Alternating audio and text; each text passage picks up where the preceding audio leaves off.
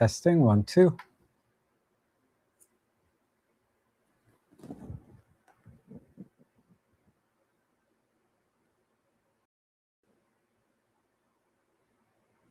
Hey everybody, how's everybody doing today? Welcome to my photography live stream. Today we have some special guests, our OM system ambassadors, Frank, Tom, Lisa, and Chris. And we're going to be talking about wildlife, macro, and landscape, seascape photography. And they're going to share their best tips and tricks to take better photos with your OM system cameras, and also share some tips on recommended gear that they use, and lots of great examples of what you can do with the OM system cameras. And as you know, I'm a big fan of the OM system and Micro Four Thirds world, and it's a great honor and pleasure for me to have our OM system ambassadors here with us live tonight. And we're going to do an open Q&A towards the end of the stream. So if you have any questions, try to save them towards the end. But without further ado, let's bring everyone in here. And first on the list here, I have Chris McGinnis, a good friend of mine. He's taught me so much about macro photography, and he's an amazing macro photographer. And if you haven't seen his Instagram, I have links and everything down below to everyone, so you can check those out directly later. But tell us a little bit about yourself, Chris, and what you'll share with us today. Hey, Rob, sure. Thanks for having me on. As Rob kind of set up, I am an OM system ambassador, macro photographer. As you can see with the images behind me up there, backwards that way, I photograph a lot of insects and spiders. So I kind of specialize in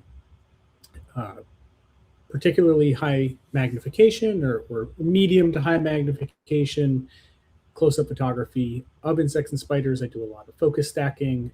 Everything I shoot is typically out in the wild. I'm out looking for subjects, trying to track them down, find new interesting things, and then showcase those small details that most people would typically overlook. Yeah, and I've always amazed. Well, we'll get into it. I don't want to just let me just bring everyone else in here. Let's see. I have next here on the list is Tom. Hey, Tom, how are you? And Tom is amazing. Yeah. Oh, a huge echo there. Let me come back to you, Tom. See if we can work that out. Oops. Okay, and let's go to Frank. So, hey, Frank, how are you, buddy? I'm well, thank you. Good to see you again, albeit virtually. Hope you're doing well. I'm doing well. Thank you so much. And I Frank, you really have an eye when we're out in the field to see compositions and just take advantage of a lot of the features that people overlook in our cameras. And I'm looking forward to some of your tips and tricks. But why don't you tell us a little bit about yourself, and then hopefully we'll get Tom and Lisa in here without any echo. My pleasure, and great to chat with you. And thank you for inviting me to participate in the program today. I'm pretty excited about it. And for those of you that don't know me, I'm pretty much an outdoor photographer, landscapes, seascapes, nature, wildlife. I tell pretty much as long as it's not in a studio, I'm a happy camper out there photographing all those types of genres. And in addition to that, I also do a fair amount of architectural work too. So that's a little bit of a slight deviation. I embrace the computational features that we have in our systems, and I'm excited to share some imagery and some tips and tricks on how to incorporate that into some of your photography, your audience's photography, and I'm excited to share that. So thanks, Rob, for having me on there. Oh, the honor is mine, Frank. And you and I share a common interest there in the architectural side. I love doing that myself. I've been exploring a lot of super wide angle with 8mm fisheye pro lens, and it's just such a great lens. But anyhow, let me see if Lisa and Tom here have fixed our little echo problem. Yes. Hi. You sound good there, Lisa. How are you? And Lisa is one of the most enthusiastic photographers I have ever met. When she gets out there, she gets so excited you know, of just about anything, right? It could be just like a little plant that I step on all the time, and she'll be like, "Oh my God, look at this! This is amazing!" And an awesome teacher, because you do have a teaching background. But I'll let you tell us a little bit about yourself and what you'd like to share with us today. Yeah, so thank you for having us. So, yeah, I do think of myself as very passionate. I love to be able to look for all those subtle things. I mean, yes, we all want a double rainbow over the Grand Canyon with the eagle flying by, but we don't get to have that all the time. So the fact that we can look for those little things, like really see the unseen, is kind of fun. And then, like Frank, Tom, I just love the computational technologies. We use them all the time, and the versatility of being able to go from one computational to another really fast is really kind of fun. So thank you for having us. When Tom comes on, we do share a mic, so it might show him being muted, but we have one mic between us because we're kind of right next to each other. So. Okay. Well, let's see if Tom can come in here. Let's give Tom a hey, Tom, you sound awesome. And Tom is really one of the most amazing bird photographers I've ever seen, and has taught me really a technique that it's taken me honestly a year to kind of to adapt to. But ultimately, my bird photography improved a lot, and I owe a lot of thanks to you for that, from a retreat that we did last year. And just to note that they do all do hold retreats for OM system photographers. It's really open to any camera system, but you'll get the most benefit if you have an OM system camera. And I highly recommend that. There's links down below for all of that. But Tom, tell us a little bit about yourself and what you'd like to share with us today. Well, thank you, Rob, for having us, and thank you for the compliment. It's much appreciated. And I think you got great reflexes with some of the pictures I've seen. Just awesome pictures the last time we were together photographing.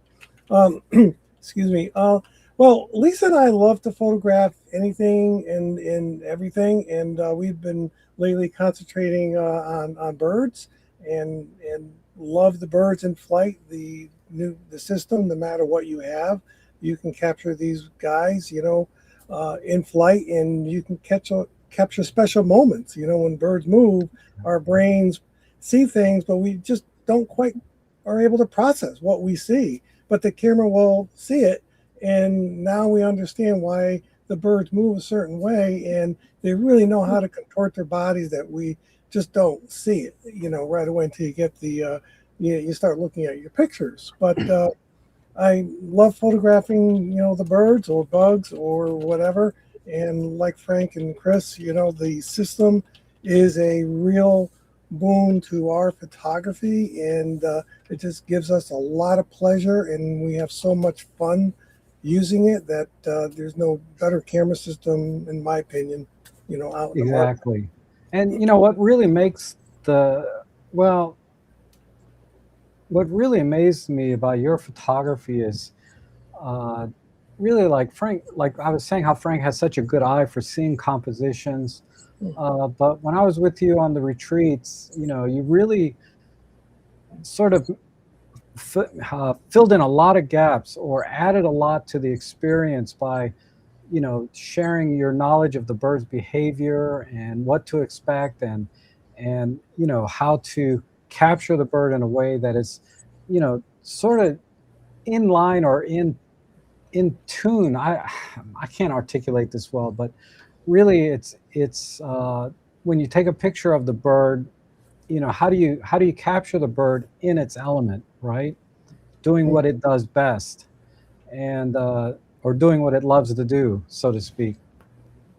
And it really makes it go a little bit beyond just learning the techniques and the performance of the cameras and the settings. It goes a lot beyond that when I was with you, and I really enjoyed the experience even more so when I was out capturing the birds. So that's one of the advantages of going to retreats and working with professionals like yourselves. It goes beyond just the gear and the settings and the techniques. It goes into Lisa's enthusiasm and your knowledge of the nature and wildlife. You know, Frank's eye for composition, and of course Chris's. What amazed me. I'm going to go back to Chris for just a second, and I'll stop and I'll let you guys start teaching and telling everybody what to do. But what amazed me was Chris. You told me that, and I've seen your photography, and I was just set aback when you said, "I never use a tripod." I was like, "How? How do you not? How do you know? How do you get such sharp pictures? You know, it's like I was just so amazed by that, and because I use tripods all the time, and for my macro, I got like these little ones. I got about 4 or 5 versions of this, and now I'm like, oh, man, if I've been doing it wrong all this time because my macro photography sucks. But So, yeah, I mean, I always say I've never used a tripod to take a photo of an insect or spider. Right? So I own tripods. I've used them for different things. You know, night sky photography when I want to play around with that, or I do some real estate photography, or if I'm sure, taking photos where I need exact composition from shot to shot, then a tripod comes into play. But for macro photography, a lot of people, like I think you're thinking, think that it's essential to get that sharpness, right? Well, because you're saying, well, I'm not steady enough and I want razor sharp, crisp images. I obviously need a tripod. And that's really not the case. And I think the key factor that most people are missing out when they're thinking that is a flash. And using a flash changes everything when it comes to shutter speed and motion blur. Because when the flash fires, the only motion that's being captured is whatever's happening in that very, very split second that the flash is illuminating the scene. So you're not relying on a fast shutter speed now, you're relying on the flash of light to stop the motion. exactly. So the vast majority of my shots are taken with flash, even if it's a small amount of low power flash, but I'm using a flash almost all the time. And when I'm using a flash, I'm never using a shutter speed faster than 1/100th of a second. Sometimes I'm going down around 1/50th of a second or 1/40th of a second, and it's still no problem to freeze, the blur that you get from shake. Yeah, that, and flash photography is kind of my jam, but when it came to macro, everything I learned from you on that. So I look forward to when we sort of get into your technique and some examples that you have. But I wanted to kind of just go in this kind of order. I want to start with birds in flight because that's something I've recently really gotten into. Of course, spring helps a lot because there's a lot of birds in migration, and let's start with something maybe a little bit basic. Like if you're, you have your own system camera, whatever that may be, and whatever telephoto you have, whether it's the 150 to 400 or the 75 to 300, what would be some good tips for beginners to just get out there and start shooting? Like, would you say start shooting just birds on a stick, or how do you do the birds in the flight? Just some basic core or foundation to how to capture birds for the springtime. And I think it was Tom, you wanted to cover that, or whoever wants to take over from there, go ahead. Rob, that's an excellent question. I think, people that are new to it, to bird photography, can be all over the map and what setting. So I think the number one setting, because birds move fast, is to have a fast shutter speed. Secondary to that is to get the fast shutter speed, because the light changes, you need to have a appropriate ISO. And a lot of times, the old schools, your ISO was 400, 800, and we're taught to avoid noise at all costs. And the OM system is excellent in handling noise at high ISOs, and we do it all the time in order to get the shot. Don't be afraid, be brave, get the shot, enjoy. It's a fun time to photograph. And don't worry about the noise. You have programs like Topaz and DxO, and you can do some in Photoshop. But I would say have your ISO up at the appropriate level in order to achieve a fast shutter speed, which might need to be 2500 or higher, depending upon the bird. If it's a big bird, sometimes and the bird is gliding like a great blue heron or an eagle, and they're gliding by, sometimes you can get away with 1600 shutter speed. But you have to watch your ISO, you have to watch your shutter speed, and I think the other piece is making sure that you understand your f-stop to make sure you're not your f-stop is wide open for these shots, because you're not going to change your f-stop a lot when you are photographing birds in the wild. Right, right. Because a lot of times the camera, I think, if you're shooting in a priority mode like shutter or aperture, the opposite exposure setting is automatic. But what would you say, like, if somebody just took their camera, set it to ISO 1600, and maybe what shutter speed would you recommend if it's just a normal sunny day or late morning? Well, I think a good starting point would be maybe 2000 shutter speed and maybe 800 to 1600. If you got a 75 to 300, and a Mark V, the new one, that might be a nice starting point. Okay. Other consideration, if you know how to pull up your histogram, I keep my histogram up all the time. For most of my shots, because I'm always watching in the corner of my eye, what is my exposure like? Unfortunately, because I wear glasses, sometimes I cut off part of the frame. Yeah. And sometimes my framing is off a little bit. And I've yet to kind of correct that, because if I mash it too much in my face, my glasses get all bent up. Then I got to go to the optometrist for that, which is a real beat up. But I would say, watch your histogram and expose to the right. Meanwhile, watch where your fingers are going, because sometimes our fingers move faster than our brain because we want to get things right.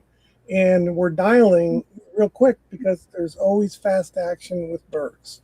Yeah. The number one recommendation I would say when you're photographing birds is try not to be too hard on yourself. Be patient, have fun. Photograph static birds, birds that are perched. Try not to photograph birds that are in flight. We all want to try, and we are aggressive, and we're all good at what we do in our work lives. But bird photography can be very challenging, and it takes practice and knowledge of birds. And the neat thing about the bird photography, when you have that big lens or 75 to 300 up to your eyeball, and you're zooming in on a bird, it's really, really fun to watch the bird behavior that your eye can't see from that distance. So pay attention to that, and you get to see some certain behaviors, kind of looking at it like with a pair of binoculars. So it can be a lot of fun to watch. But I would say, just watch what goes inside the camera when the camera is up to your eyeball. Okay. And so maybe just, take a few test shots and pixel peep a little bit and make sure the exposure looks about right. And, and then adjust accordingly, ISO and shutter speed. Yeah. That makes sense. And, like you said, I think your main point really is, just a basic foundation in exposure. And getting a good exposure, and you don't have to do birds in flight for that. That's everything in photography, right? No. But also, I think your main point is really skill always trumps technology, right? Absolutely. And it's a matter of just getting out and practicing and getting out there as often as you can. So that said, let's say, they understand exposure, they know how to set their camera, and they get out there and they're ready to try some more advanced birding. So what would you consider more advanced birding, and what techniques would you use? That's a good question. One advanced birding would be following an osprey when they're about to dive. Why don't you show that? Can I show you a picture of that? Yeah, absolutely. And another one, just so people can have in their minds, is slowing the shutter speed down enough to show movement in birds, but in a different way. And I'll show you and explain. I was having fun whenever I'm out there, and Frank and Chris know, Lisa knows, I like to have fun, and I like to enjoy the experience out there. And let me share that screen. Tom, I've never seen you have fun out there. What are you talking about?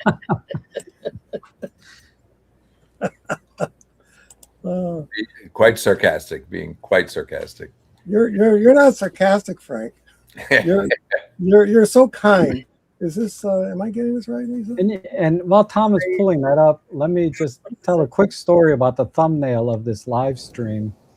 I was out on my normal photo walk, just going out there like I try to on a daily basis, and suddenly I hear somebody calling my name, and I think it was Frank saying, Rob. I just totally ran into these three guys in my neighborhood. It's like, what are the odds of that? That was awesome. We snapped a little picture together, and and that's what the thumbnail of this stream is. Just FYI, just a little fun trivia there. Okay. Yep. Okay. I wasn't sure exactly the order, but this is the example I was thinking of when you're out there and you're having a little bit of fun. When bird behavior, it's good to follow what they do and to pay attention to what they're doing. And this black-crowned night heron behaviorally likes to stand still and wait for the food to come to him. Obviously he does not go to Walmart or Big Y or whatever, so he has to let it come to him, unless he has an easy pickings. But this one was sitting very still, and I photographed this using 1/6 of a second because I wanted the water to appear moving. And the water was moving at fast enough rate, and I wanted to be, I was challenging myself for a couple of reasons. I wanted to see how low I can go, and I can get pretty low. And I was using the 150 to 400, but any lens can be used to slow the shutter down. And this is what I got. And I had a lot of fun with this shot. And he was still enough for me to, get a 1/6 of a second and still keep him sharp. Yeah, and that's part of what I was saying earlier about knowing the bird's behavior. I don't know these birds that well, so I would be like, I need to be at like 1/2000th of a second in case this guy moves. But since you know this bird, you can drop down to whatever you want to get the creative effect that you want. And that's yeah. All right, go the other way. Which way? I don't. That's the other way. Let me, well, this, just so Rob, I know we didn't talk about this yet, but Pro Capture. I always wanted to see what the ducks look like when you see them blast out of the water. They almost take a vertical, rocket out of the water. And this one I was waiting for them, and the only way I got it was through Pro Capture. And you can see the wings moving in forward, and it blasts out. Yeah. Well, that's definitely an advanced technique. And Pro Capture is just the execution of that feature in our cameras. They've nailed it, and it's really an awesome asset to have. And from now on, when you see the duck blast out, they're paddling out and they're moving their wings forward.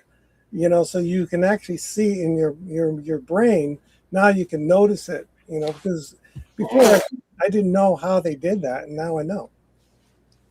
Ah, interesting. Very interesting.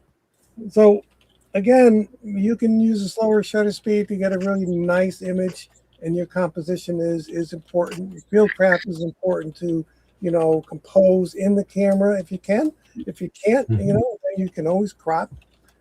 There's always, Photoshop to clone out certain, extraneous items that don't, make sense. Um, Red-winged blackbirds, we know, are aggressive and they're very territorial, and they don't care what size, a bird or a mammal or whatever comes by them. And when they come by, you can see they're attacking this bald eagle, and he's landing on the back. I've seen we got a picture of a red-winged blackbird landing on the back of a sandhill crane, and they're just harassing it so the sandhill crane couldn't stick around. So, Wow. and this is we were only able to get this through ProCapture and SH2. And I love how you can, when you have different breeds of the animal in a shot, different types, Yeah. that's always makes the shot just exponentially neater, nicer, I think. One tip is to get things like this is you have to be out there a lot, so you see more. So the more you photograph, the more experience you get when you photograph. Yeah. And this is the osprey. This is the one I've been wanting to get for many years, and I was on a boat, but I like the angle. And when those feet and claws come in, they come in feet first, and they will go in the water up to 3-4 feet deep, if it's needed. And the momentum carries them in so hard that they stun the fish. And when they comes out, the fish is not in the right position, and they have to work really hard to fly out of the water, because the fish acts like an oar, in the water, and it creates a lot of drag. So these are strong birds, and sometimes they get more than one fish in their talons, but they are always fun to photograph, no matter where we are. They're just an amazing bird. Yeah, these are tough. I've only done this once or twice, a shot like this, and it's just luck, Wow. Yeah. And sometimes these common terns are a lot of fun, to photograph, and when they fly by, most of the time you don't see them with the fish, but this one had a fish and he was eating on the run, or I guess eating on the fly, so to speak. And I think these terns are beautiful birds. Yeah. They're just really amazing. I'm very lucky to have some where I live, but yeah, they're amazing. One tidbit with terns, because if those folks have ever done weddings and things like that, you got a white dress and a black tux.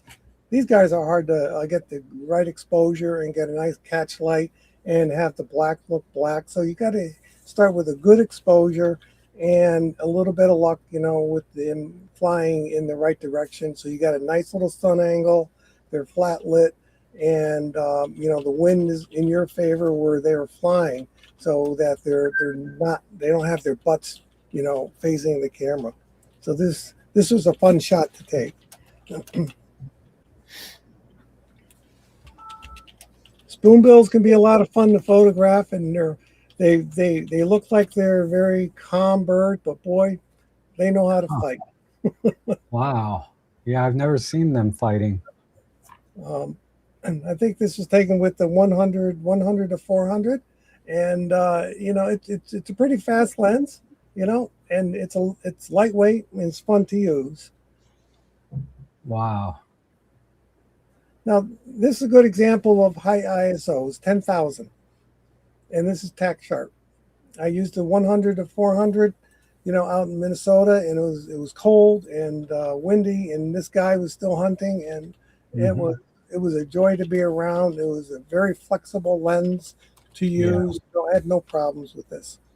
That 100 to 400 is really an amazing lens for the system, and because it's affordable, it gives you tremendous reach. The version 2 now has really excellent stabilization built in. Now, Rob, if I had the 50 to 200 with a 2.8 and the teleconverter being f4, I may not have to shoot 10,000, maybe 6,400, maybe. But this allowed me to get the shot. I had to be at 10,000 because I was at 2,000 shutter speed for this shot.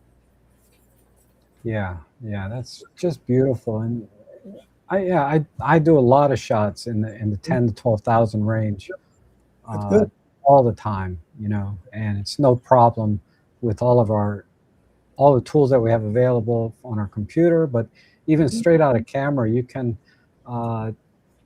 still get a very, very nice image, even at these higher ISOs. There you go. This is my Superman. Yeah, that is awesome.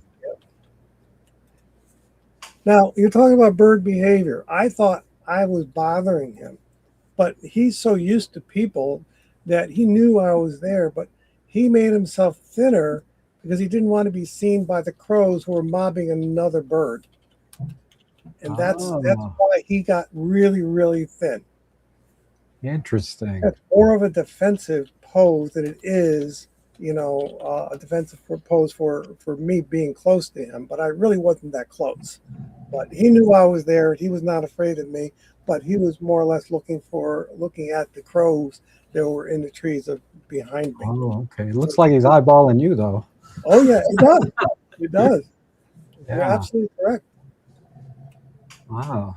And just a side note, your cameras look like they're frozen. Oh. Your webcams. Oh, isn't that interesting? So we'll come back to that later. But okay, this owl. Yep. It's always fun to get an animal coming at you. And when an owl or a bird or mammal looks directly at you, it can be very intimate, and it's a challenge, and our camera handles it very well. I think, in my opinion, it doesn't matter what camera system you have. If you have the camera system that does not have bird AI, then you just make your focus points bigger and you bump the focus, which means you just, press the shutter down and then release and press it multiple times quickly, and you will achieve focus. Yep. Absolutely. I mean, all of these shots so far that I've seen, with the exception of maybe the duck, can easily be done with even an EM5 Mark III. Yep. Or the OM5 Mark 1 and 2. Yeah, the focus system on our cameras are great. Pro Capture is a great one. Yeah. If you want to do Pro Capture, you want to practice on a bird, the red-winged blackbirds are fun to do. And they are challenging, and they can be a lot of fun. I'd say it's one of the birds that once you raise your camera up to your eyeball, sometimes they know it and they take off. This is one of them. You having fun out there. What's nice and when the lighting is muted and you got maybe a bright sunny day or it's rainy day. I like using a high shutter speed, or when the bird is sitting still like this, I might choose a slower shutter speed, so I can get a little tighter pixels, in my ISO. One thing I really, really love about our system is the weather sealing. I don't think the 75 to 300 is weather sealed, enough to, handle a torrential downpour. But I would say, try it, and this, when you're out there and you're zooming, don't zoom fast. If you have the push-pull type of barrel, if you zoom in too fast, you might pull in dust or you might pull in raindrops. So if you're going to zoom, or if you know where your millimeter needs to be for your subject, leave it at that. But zooming in, if the barrel is wet, might introduce a little bit of the rain or moisture inside the barrel. Okay. So these are things you can get low to the ground. Fieldcraft is important when you're photographing birds, on the beach, getting low to the ground if you can, and eye level. You'd be surprised what you can get. Sometimes it's hard to isolating birds in a chaotic, in a busy background can be difficult. So photographing with a wide open aperture, will help you. Yeah, come to think of it, when I saw you guys I regularly see you guys with knee pads. I'm telling you, they help. It helps my knees, and ironically for me, if it's cold outside, it keeps my legs warm. Sure, So sure. there's a secondary benefit.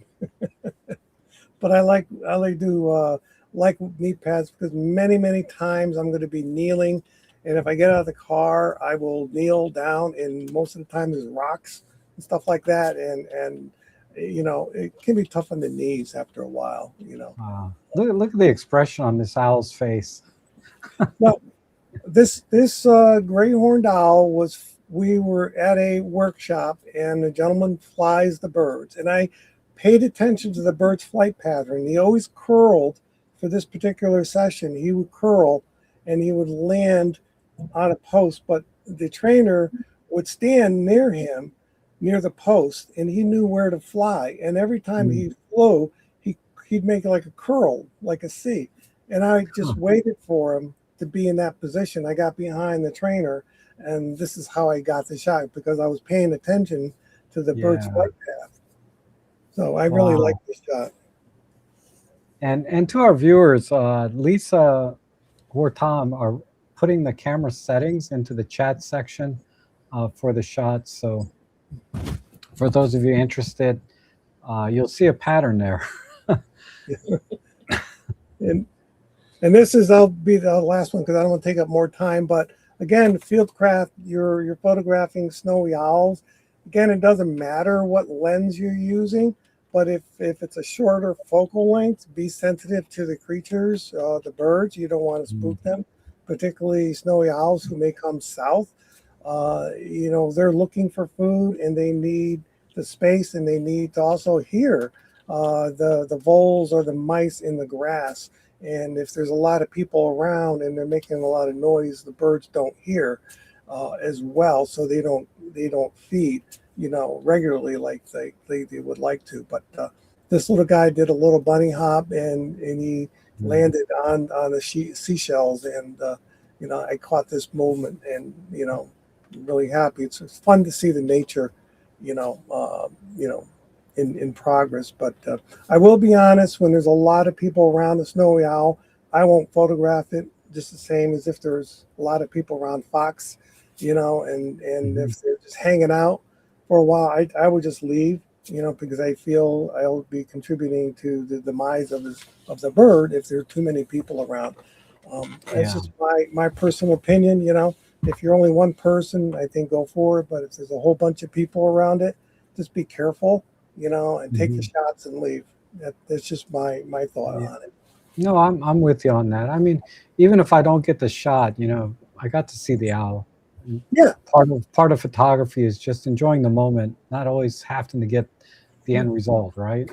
Yeah. Or the final image. Yep. So that was awesome, Tom. And I wanted to, well, I guess let me just come back to the pro capture part, because I've run into different photographers do this differently, meaning or their workflow is different. Some photographers they always shoot in pro capture, whether it's bird on a stick, bird in flight, it's just pro capture is their default mode, and they're not worried about coming home with 8,000 images to call through. And then other photographers, like myself, I prefer to use pro capture only for like bird on a stick ready to take off. But what is kind of your workflow and what you're comfortable with, and what would you recommend, if anything, there?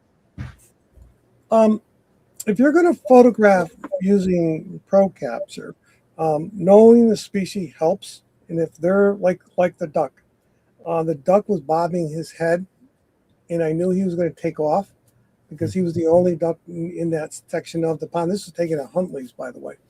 And it was bobbing his head. I knew he was going to blast off in a moment. If you're using a tripod, you can wait the bird out. But if you're not, it can be rather challenging hand holding. Little green herons are great for pro capture. Gray blue herons, when they fish and they stab, for the fish, but I would say it's a personal choice, but I would say you're more or less making more work for yourself if you constantly have every single bird picture, whether it's on a stick or it's fishing. You have to be on pro capture. That's a lot. Right. We keep ours at SH2 for bird on a stick, and sometimes a slow shutter speed if they're just going to sit there and you just want a portrait shot. Right. Because I can't tell you how many frames I have of a bird blinking. Yeah. But, anyhow, that's awesome. Yeah. Because I just wanted to kind of hit you with a couple of more advanced questions that I run into all the time, and I never have a good answer. But ultimately, it is personal choice, and what workflow works best for you is all that matters. I would say species specific. If the bird is going to, the species, that's why they don't flag, when they take off, and you don't know when that's going to happen or when they're going to land. Right. Then you put it on ProCap. But if the bird's going to take off and they flag, and you see them bending, and now they're going to take off, and you may not need it if you see a bird do that, with predictability, So sometimes, it can work, but some birds like eagles, they just kind of take off. That's a great point. And I just a side note, a little funny story. When this was probably only about a year and a half ago, but somebody was criticizing my field craft, right? And I swear to God, I thought they were talking about like a little boat that I would go out into, like an actual craft, like a boat. I didn't know they were talking about, know your bird's behavior and how to approach them and all. I was like, why would you criticize? I don't have a boat, or a pontoon or anything to go out. How can they criticize my field craft? Anyhow, that's how much I know. I would say one last tip for me would be when you're out in the field and you're working with other people and you see a photographer with a bird, observe that photographer and move slowly and ask. Maybe sometimes we ask permission, not assume you can walk up to it, because that bird might take off and that person may be there for a while waiting for something to happen. And by you walking in might scare the bird. Oh, yeah. Piss off the photographer. So be aware of that, because sometimes, we all want the shot, but, I've been guilty of that. Yeah. When I was starting out, I'd see all these photographers gathered and I'd start running over there. Hey, what's going on over here? Anyhow, that's good. That's awesome. Thank you so much, Tom. And you're welcome. Amazing photography as always. And I like how, you really only gave the one example of that, whatever that white bird was, but you've done a lot of birding in the rain, and that's always impressed me too. The shots that I've seen from that. But okay, so let me switch gears just a bit and move over to Chris on the macro, going from birds to very, very tiny subjects. And like I said, Chris taught me everything I know, and I still use those basic fundamental settings that you gave me when we first met. Just F9, 1/100th of a second with flash. Pretty straightforward. And I got, and I tweak that time to time now because I know exposure. But tell us a little bit about the features that you use most in the camera, maybe a foundation of settings, maybe explain that a little better than just me blabbing them out like that. And then, how somebody can get started in macro photography with, minimum learning curve, I guess is the best way to put it. Yeah. So let's start with what you said. You said F9, 1/100th of a second using a flash, ISO at 200. That's pretty much the basic setup. So I would say F9 is probably appropriate for the 60 macro, maybe more like F11 for the 90 macro. because with the 90 macro, you're going to get a little bit less depth of field. So you close the aperture down a bit. Those settings on their own, when you add a flash, somebody in the chat asked a question about how do you know what flash power to use. I set my flash to work in manual mode, and you're going to want it in manual mode so you can use features like focus bracketing, focus stacking. But in manual mode on the flash, I would start around a 10th. And the reason I say a 10th is because it's easy to remember. If you have a hard time remembering these settings, you can say a 1/10 power flash, 1/100th of a second shutter speed, f10, right? Like 10, 100. You can deviate a little bit in either direction on any of those settings, but that's kind of the area you want to play in. But I would say I'm probably using 1/16th power most of the time, maybe an 1/8 power. I don't like to go anything more powerful than 1/4 power, because then it starts to look really artificial, and you're also running the risk that your flash can't recycle as quickly. Therefore, you're not going to be able to get as many shots as fast, and that's a problem, especially when you're trying to focus bracket. Right. And then I said ISO at 200. I like to stay at 200 as often as possible. The only time that I'll push above 200, and Tom talked about not being afraid of high ISO, and that's a hard thing for me when I'm doing something other than macro, because macro I'm staying at 200 virtually all the time. And then it's time to photograph birds, and Tom says, "Yeah, don't worry about ISO 10,000." And I say, "That's 9,800 too high," but it's a different thing, right? So I will go up to 400, 800 for particularly reflective subjects, or if I feel like my results are starting to look unnatural.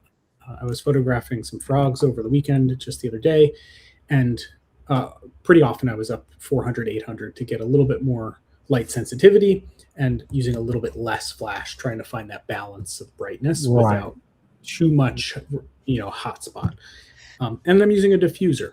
So speaking of hotspots, you can see the diffuser behind me that way on the shelf there. That's the Cygnus Tech diffuser. It's very similar design to the AK diffuser, the MK diffuser, but the idea is that you have some way to soften the light before it hits your subject. You don't want to blast your subject with the flash from the light. And with macro, we're really close to our subject, right? So that flash is maybe 6 or 10 or 12 inches away from your subject. If you're firing that flash without any diffusion between it and the subject, you're very likely to get very high contrast, very bright areas, very dark areas, and you're not going to get the best color. So by adding a panel of diffusion or multiple panels of diffusion, adding a custom-made macro diffuser or even a DIY diffuser, you're going to soften the light, soften the shadows, soften the hot spots, and improve the color. So a lot of benefits come from a diffuser. Yeah. And then there was another question about knowing when it's bright enough to use a flash in stop motion. You actually don't really have to worry about that, because you're underexposing by so much that even in bright sun, it's always going to be dark enough. I think maybe I said bright enough, but it's always going to be dark enough where the flash is coming into play. So when you're shooting at ISO 200 at f11, even in the sun, you're typically shooting away from the sun, so you're shooting in a shaded area. That flash is still doing the job of exposing the scene. Yeah. So really, all you have to do is adjust the flash power. Yep. That's the first place you go. Yeah. That's the easiest approach, right? So you can, of course, use all the settings in your camera to tweak the look of your results. But if you just start with baseline settings like I described, and then to get the scene brighter or darker, you can just add a little or remove a little flash power. You're going to be heading in a good direction. And then just going back to what you said near the beginning about using a higher ISO, that's primarily to balance the ambient light that's already there with the flash to kind of get a more natural look, is what exactly I think where you're going. Yeah, I really notice it with like amphibians with wet, shiny skin, or beetles that have really like iridescent reflective shells.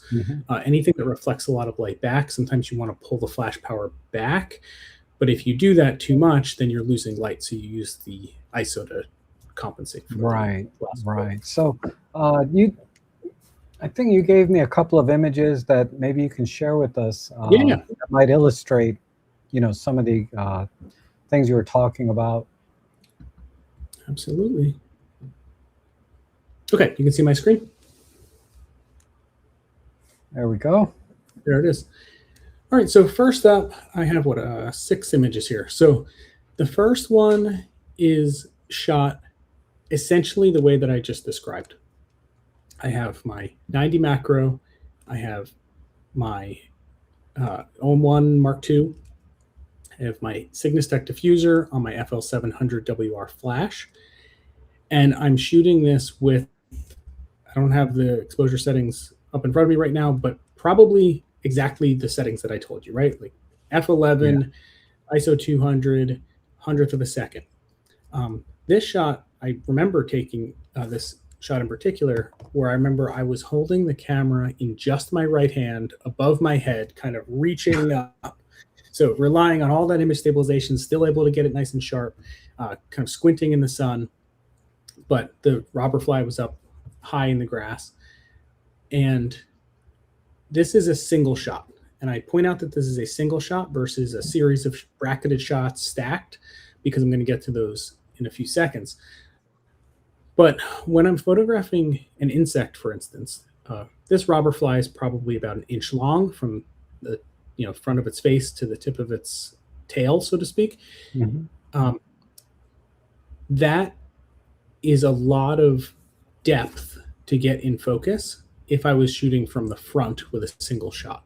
Okay. Yes. But from the side, there's a lot of interesting detail from a side view of a subject like this.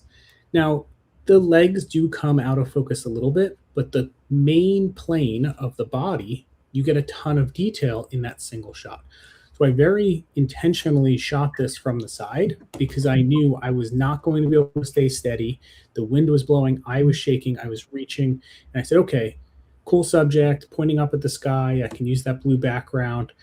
How can I get the most detail and the most interesting scene without having to worry about something like focus stacking? So that was the approach here, and that's how I got it. That's an excellent tip, is always consider the depth of field is going to be very shallow in macro photography. So the more that you can fit into the focal plane, which is going to be parallel with the sensor, the more detail you're going to capture. Yeah, and you kind of set me up perfectly, Rob, for the next one here. This is also a single shot, but I was very consciously aware of what would be in focus and out of focus. I wasn't concerned about getting every single part of the spider in focus, but I wanted to make sure that the eyes were in focus, right? So I don't care if some of the grass is out. I don't care if the legs are out of focus, but I want to make sure that the eyes are in focus because that's where you're going to pay attention to the most, right? You're going to be drawn to the eyes. And that's kind of my tip across the board with jumping spiders. If single shot or otherwise, the eyes always have to be in focus. But here's an example that I like to show because we're talking about shooting with a flash, and I know that that may be new to some people that are listening. And this shot, a lot of people make comments like, oh, well, you shot that at night, I guess, right? Because it's black in the background. And this was not shot at night. And that's not necessarily the case when you see a shot with a black background, because I mentioned a few minutes ago that you're underexposing for the ambient light and you're introducing flash to illuminate your subject. Right. So if I were to take a photo with the settings that I mentioned, let's say this was F11, ISO 200, 1/100th of a second. If I turn the flash off, the ambient light is going to give me a black result. It's underexposed to the point where there's nothing showing up. But then when the flash fires, whatever the flash hits gets exposed. And in this case, the flash is only hitting the spider and the blade of grass, but it's not reaching anything else in the background beyond the spider and the blade of grass. Therefore, nothing is returned to me because nothing else has been exposed. So I say that for two reasons. And in workshops like the nature retreat that we just had in Virginia and other retreats and workshops, I like to demonstrate how you can manage that situation, because some people love this kind of shot where it's just the subject isolated on a black background. Yeah. Some people accidentally create this situation and they don't want it because they say, that's not what I'm seeing. I want to show the color in the background. I'm not getting it. So how do you kind of get the opposite effect? And the way you would get the opposite effect is you slow the shutter speed down. Maybe you bring an ISO. You can hold something behind your subject that's closer so the flash hits it and then returns that color. So there are ways to manage the background if you accidentally get one or the other, or of course you can intentionally do it if you understand the concepts. Yeah, and you give so many tips. You gave so many tips during the last workshop about stabilizing yourself and not working with because you don't use a tripod. But you gave so many tips there on top of that. In addition to everything you're telling us here, I just wanted to mention that. Well, this is one of the times here where I find it's very important to get nice and stable. This is in the grass. This is kind of the reverse situation where this is shot at night. This is shot well after dark. Wolf spider in the grass in my backyard. This is shot pretty recently, I think last month. And this is stacked in camera. So this is 15 shots stacked in camera. And the key to focus stacking, if anyone's tried it and failed, which I'm sure if you've tried it, you've probably failed at some point, like I have, you'll get focus stacking error, right? Like failed, it says like stack failed or something on the back of your screen. And it says that typically because you moved. That's the main reason. So you and or your subject moved, or something is not aligning from image to image. But for a shot like this, I like to lay flat on the ground, chest to the ground, elbows in front of me, and my camera is either on the ground or very well supported just above the ground. So even though I'm not using a tripod, my camera is incredibly stable. My hands are on it. I have to manage my own movement, but I can stay quite still for the 7 seconds or 5 seconds that it takes for my camera to fire off all the shots here. And then that's where the dance happens between you and the subject, because the spider's not necessarily going to be patient. You have to find the moment where the spider pauses in the grass, and then you get lined up and you take your shots and the spider moves and you have to do it again. But when everything comes together just right, you can get a result like this. And I wanted to show this example because this is done in camera, and I think this is something that is very achievable by really anyone, even just starting out. If you are patient enough to try it, I think this is a very achievable shot with any OM system camera and any OM system macro lens. Right, and the really nice thing that I noticed when I use in-camera stacking, you end up with a JPEG as the final image, but because of the the techniques and the using the flash and those basic settings, the straight out of camera JPEG is almost perfect.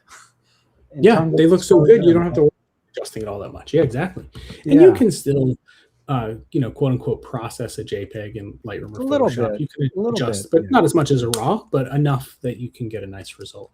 Yeah, usually I just have to push the sharpness just a tiny bit, make it a little crisper. Adjust your white balance a little bit if it's off. Yeah. I see a comment there. I can barely find a wolf spider during the day, and that may be serious or sarcastic, but regardless, I do have a tip on finding wolf spiders, especially this time of year. So it's 92 degrees where I live right now. I can go outside after dark today. I can take a flashlight, hold it kind of next to my line of sight, and point that flashlight into the grass and do it very slowly and very patiently and really kind of pay attention to what you're looking at. And you will see tiny little flickering in the grass, and those are the spider's eyes reflecting back at you. So I'll go out in my backyard, I'll stand in the middle of the yard, and I'll scan with a flashlight, and then I'll look for the flickering. Now, the frustrating part is the tiny spiders and the big spiders tend to all look the same in the dark. And then you go over and you find this little itty bitty spider that you're not interested in. But sometimes you find the big mama wolf spider, and that's when the opportunity comes. So, but they're out there, especially right now. And then 3 more. I'll try to speed it up because I don't want to take forever for everyone. But this is a shot of red-eye tree frog embryos. So this was shot in Panama. And this was another example of great opportunity for in-camera focus stacking. And I've really started to swing the pendulum back a little bit in the direction of, or maybe leverage in-camera focus stacking a little bit more, because I've started to get better results with it and kind of tweak my approach and when I use it. This was a time where it worked absolutely perfectly, right? So you might think, well, they're eggs, they're not moving. Inside of each of those little jelly balls, the forbidden tapioca, there is an embryo that's flipping around. Those are alive. So I was trying to find the moment where, okay, they all seem still for 2 seconds. I can fire, my shots. And so I had a lot of failures where they were blurry or whatever happened. But I thought it was a really neat scene that a lot of people probably aren't used to seeing. Wow. Yeah, I've never seen that before. Man. And then I kind of set these progressively to the most advanced techniques. So here's another jumping spider, but now this was 30 frames, 30 shots. So this was using the in-camera focus bracketing feature in our cameras. And bracketing does not do the assembly of the photos in camera. There's no compositing happening. It's just taking a series of photos with shifted focus. So the focus starts closest to you and ends furthest from you. And that focus is moving away from you, the photographer, away from the camera, through the subject. So whenever I take a shot like this, I try, and sometimes I fail and sometimes I forget, but I try to make sure I set focus in front of what I need. So it's very easy to approach this scene and say, I'm going to focus on the eyes. Well, if I start my bracketed series on the eyes, focus is going to go away through the subject. I'm going to miss focus on all the parts, the legs, and all those little hairs that are in front of the eyes, right? So it's going to be really soft in front and only sharp from the eyes back. So you have to kind of set your focus and then pull back a tiny bit and then start your series. But if you get your subject to cooperate enough, and this spider was cooperative enough, for 30 shots, I probably needed 5 or 6 seconds of that spider staying still and me staying still in whatever position I happen to be in. And then the photos are then assembled in post on the computer in software called Helix and Focus. But, you can get really, really high definition, detailed images like that. And then one last one, bring us around to our Virginia retreat. I didn't take many macro photos at the retreat, but while Lisa was teaching, I distracted everyone by crawling around on the ground because I saw this tiger beetle and I was very excited. I know you were there for that, Rob. I've been trying to get a shot like this for a long time, and I just don't see that many tiger beetles where I am. But I found this one, and it kind of crawled under this leaf and poked its head out, and I was able to get into position. And this was 25 shots, same technique as I described with the last shot. And I just love how kind of gnarly looking these guys are. So yeah, I have seen those beetles around, but I've never taken a picture. Wow. I'll have to, next time I see one, try this. Yeah, and they're very fast. They're one of the fastest animals in the world, actually. So it's tough, and they can fly. So it's really tough to track them down. But if you can, then you can get something like this. Wow. Okay. So just a couple of quick questions. Yeah. Did you want me to leave my screen up, or you want me to come back to you? Oh, you can leave them up. Okay.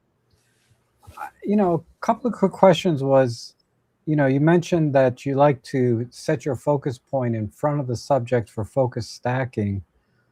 I'm sorry, focus bracketing. Focus bracketing, yeah, exactly. But for stacking, the process, the focus point is different, right? If you could explain that a little bit, what do you typically go for on a Well, spider? I wish I could explain it accurately, and I know all the others on the call are going to laugh because it's a little bit of a contentious subject, and the reason is it's not completely predictable because there are a few factors at play, and it depends how far you are from your subject. It depends if you're already at the minimum working distance. But if you're further back from the minimum working distance, typically what will happen is you're going to set your focus, an establishment shot is taken, then a couple of shots backwards are taken, and then the rest of the shots go through your subject. If you're already at the minimum working distance, focus can't come back because there's no room. You're up against the limit, and then focus only goes away from you because focus can go away infinitely. So that's really tough to manage and know, exactly where you are. Remember how far back it's going to come. So I typically try and go at or directly ahead of the most important part to have in focus. And then just assume if I get that in focus, I can have a successful shot regardless of how far forward or back it goes. And then if I'm lucky enough to have time, if it's a static subject, you have basically unlimited time. But if it's a live subject that might move, you have a little bit more of a limit. I will take my first bracketed series or my first in-camera stack, take a look at the result, and then I might adjust my differential. I might open it up a bit, and then that will give me more depth of field. But I'm starting by saying, what's the most important part that I want in focus? That if this is the only chance I get, I have to get that part of the subject in focus. If I get that, then I'm okay. And then you can kind of work from there. Got it. So just basically usually the eyes where you're going to focus when you're using focus stacking. Yeah. Okay, that's great. And really, is there, on the differentials, there's that line item in the menu for setting the differential. Explain that a little bit.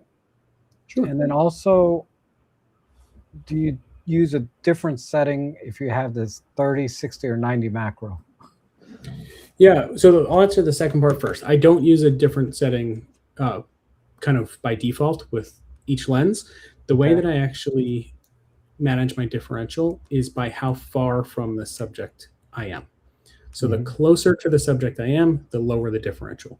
So I have my default differential set for 2 for focus bracketing and for 3 for focus stacking. And the way I came up with those numbers is I said, when I'm using pure focus bracketing, I'm typically very, very close to my subject at a high magnification. So I want to take small steps.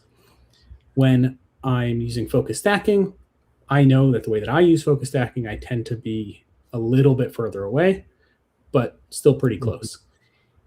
If I'm photographing a subject, like I said, I was photographing frogs over the weekend, I was even further away, okay, because they're bigger than a beetle or they're bigger than a jumping spider. Right. So I was a little further away.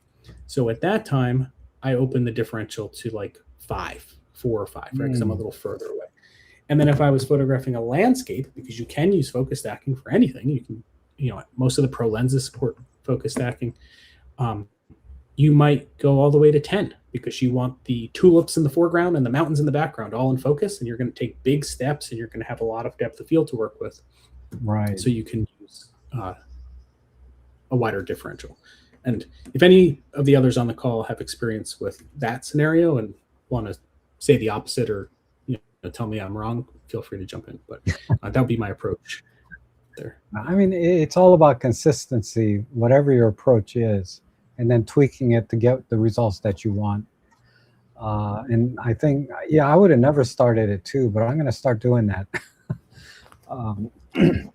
I always leave it on 5, and then I just never messed with it. So I'm going to try 2, 3, 4, maybe 5. So when you say distance, typically we're talking about near minimum focusing distance, depending on the lens, to 3 or 4 feet, maybe, right? Or I'm saying when I'm using a differential of 2, I'm within 4 inches of the glass. okay, Right? So that's minimum focusing distance, essentially. right. When I said I was using 5, photographing the dart frogs, I was more like 12 to 15 inches from the glass. So I'm a little further Okay. away. So, and remember, this is, either a tip or a reminder, depending on your knowledge of how depth of field works. There are more than one factor that affect depth of field. It's not just aperture. Most of us know photo 101, aperture affects depth of field. Wide Right, aperture, short, shallow depth of field, small aperture, a lot of depth of field. But your distance from the subject also impacts depth of field. So we're playing that game. As we're backing up, we're getting more depth of field, we can open the differential. As we're getting closer, we're reducing the depth of field, we want to shrink the differential. Great. Awesome. That's helped me out a lot, and I hope it's helped some of our viewers as well that are a little bit more advanced in the macro focus bracketing and stacking, because I've been focus bracketing and stacking, but I've never, you've explained it well, so now I know what to do next time I go out and practice. That said, let me move on to some of the other computational features in the camera, and these are going to be more OM system specific for our viewers who are primarily OM system users. We have things like, and this is something I learned at the most recent retreat, was using live ND, which I rarely use, but now I use it, more deliberately. And that is, like the live ND while zooming. That's been an interesting experiment for me, and also, using high-res shot mode for different effects. I mean, I'm looking really for things that I learned in the retreat, some more unconventional ways of using our computational features. So I'll leave it to either Lisa or Frank, whoever wants to take that on. Lisa, what's your pleasure? Whatever you'd like. Because he said non-conventional, I'll do it, because I pulled up a few non-conventional, and then we'll show some additional ones as well. So let me go to here. Because a lot of times when you think about live ND is trying to use get waterfalls and things, and high-res shot mode for landscapes, so you can see more details in the trees and flowers. But you guys were using these computational features in ways I just never even thought of sometimes. So I tried to pull up a couple unconventional after seeing your email. So this is live composite on a frog, on a mushroom. So not our first thought of how to photograph a frog. And you can actually see a little movement in the throat of the frog, because this was open for about 6 seconds. So this is in the middle of the day. This is not at night, in the middle of the day. I have my ISO all the way down low to an ISO of 80, kind of the artificial ISO. I have my live composite on 1/2 second, and then I'm over to the side because I really wanted to get that shadow and make the frog kind of look kind of ominous, because this toad. Now, I also talk to the frog. So those of you who know me know that I often talk to subjects. So I told him that if he sat really still, that he might end up on Instagram. So we're predators. If we kind of talk softly to our subjects, sometimes a bird or sometimes a frog or an insect, they kind of know you're not as likely to eat them. Think about a lion walking through the plains. The antelope kind of know when they're hungry and not hungry, kind of thing. So we're predators. That way we have a big lens, so we're even more predator. So part of the way I got him to sit still for this long was talking to him, for sure. But it's not every day, I think, that people think about using live composite on a frog. No, so I'd never thought of that. Wow. So yeah, so it was fun. I also did some traditional focus stacking of him in normal lighting conditions, prior to that. And it was a very cooperative frog. I think most of the people on a retreat did end up getting successful focus stacked image of him. He was very, acquiescing to being photographed. So that certainly helped. I do love to use live composite during the day. And a lot of people think of live composite for stars as kind of the traditional use of live composite, but we can use it to light paint. I'm often maybe in a greenhouse and I want to kind of isolate, and live composite allows me to use the flashlight and light paint just the things that I want to. So this particular day, we were at a public garden. It is the middle of the day. It's probably about 1 o'clock in the afternoon. And these huge delphinium were out, and they were much taller than Tom. I actually have a picture of Tom holding up his arm. So him plus his arm height, that's how tall they were. And I wasn't really able to get a picture that kind of showed how amazing they were. And so I did the same thing. I'm using live composite. And I light painted them, and they just kind of came alive, right? Cool. So people think, well, did you bring them home? Did you put them in a studio? I light paint a lot of subjects. Sometimes Tom is eating chicken noodle soup, and I light paint the carrots. So I love being able to use live composite for kind of non-traditional types of things. And then live composite has been something on our cameras, I know, since at least the EM10 Mark II, and a lot of the pen cameras have it. It's an amazing computational feature. It is actually what induced Tom and I to first switch to, well, at the time, Olympus, is the live composite. The fact that you could see your brownies cooking in a glass oven at all times was really kind of neat, and be able to watch it. It makes night photography more interesting. It allows you to freeze ambient light so you can light paint, during the day. I'm often light painting mushrooms in the middle of the day, and because you can freeze that ambient light and only allow new light to be able to come in, it's kind of fun. Wow. And then you mentioned some ICM. So the live ND is a really great way.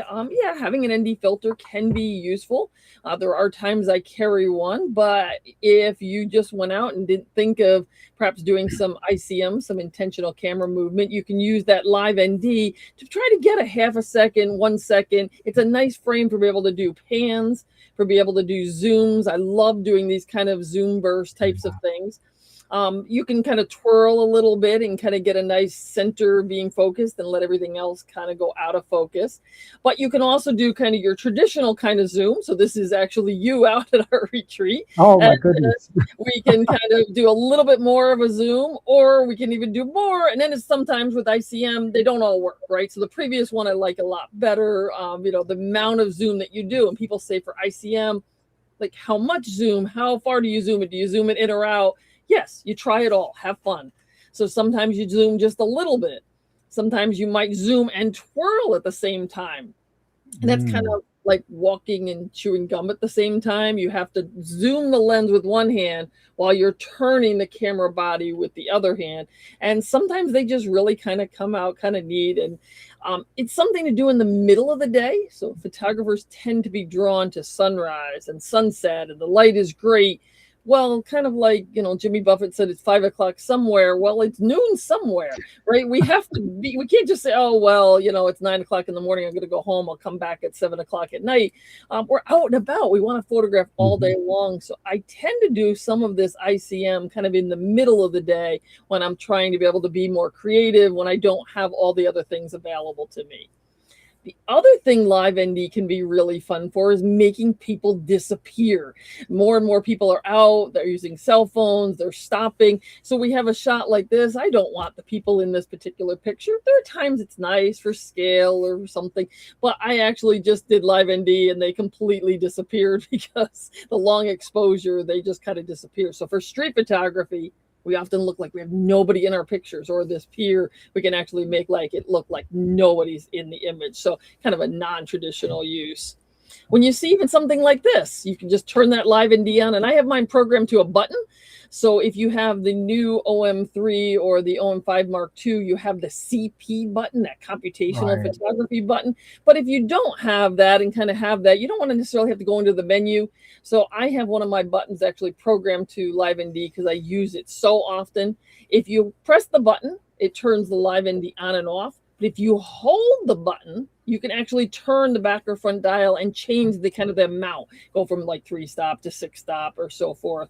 I'm generally trying to get about a second, because then I can do things like this. So like Chris was saying, we very rarely use a tripod unless it's something that's going to be over 2 seconds. So I love the fact that with Live ND and with the image stabilization that we have, I can do these 1 second, half second, and 1 second exposures all the time, and just get what a difference that makes from the other one, which wasn't even a really good record shot. Making the water go really smooth. Now this is now 10 seconds long. So now I'm into the tripod. We went there intentionally to do long exposures. And so we're kind of doing it for the purpose of making the water go really, really smooth and being able to do that. So how much, ND do you put on? Again, if you hold your button that you program or go into the menu, you can change how much ND you're actually using in there. So you can get these really dreamy. It's a foggy morning on the ocean, and yet it looks like the water is completely smooth, but it was kind of rough, but all that fog and mist was in there, and that live ND is just going to make it go really, really beautiful. It's something really early in the morning. It adds like a moodiness. It adds a color saturation to the images. It can be even fun for something simple like this. I think this was like a 4-second exposure. So even when you're maybe doing something big and all of a sudden you look down and you see something, small in the foreground, you can kind of make it a little bit more interesting than just the sand. So a couple of waves came in, made it really kind of smooth in there. Yeah. You can also use it for cloud stacking, and Tom and I are completely addicted. If we see fast moving clouds, like, we got to get out someplace and get a foreground, because you can do these types of exposures where the clouds have this painterly appearance and they take on a completely different look. You also, again, because it's a long exposure, get a more saturated look. I also love it because you're probably never going to get the same picture twice.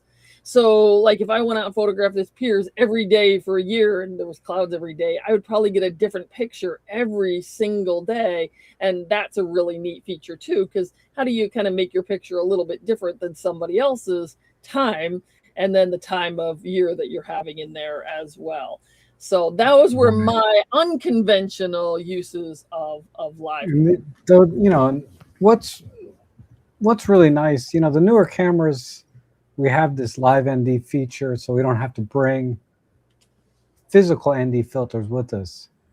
But the technique itself of using a long exposure, you could use real ND filters if you don't have the live ND built into the camera to do the same exact thing.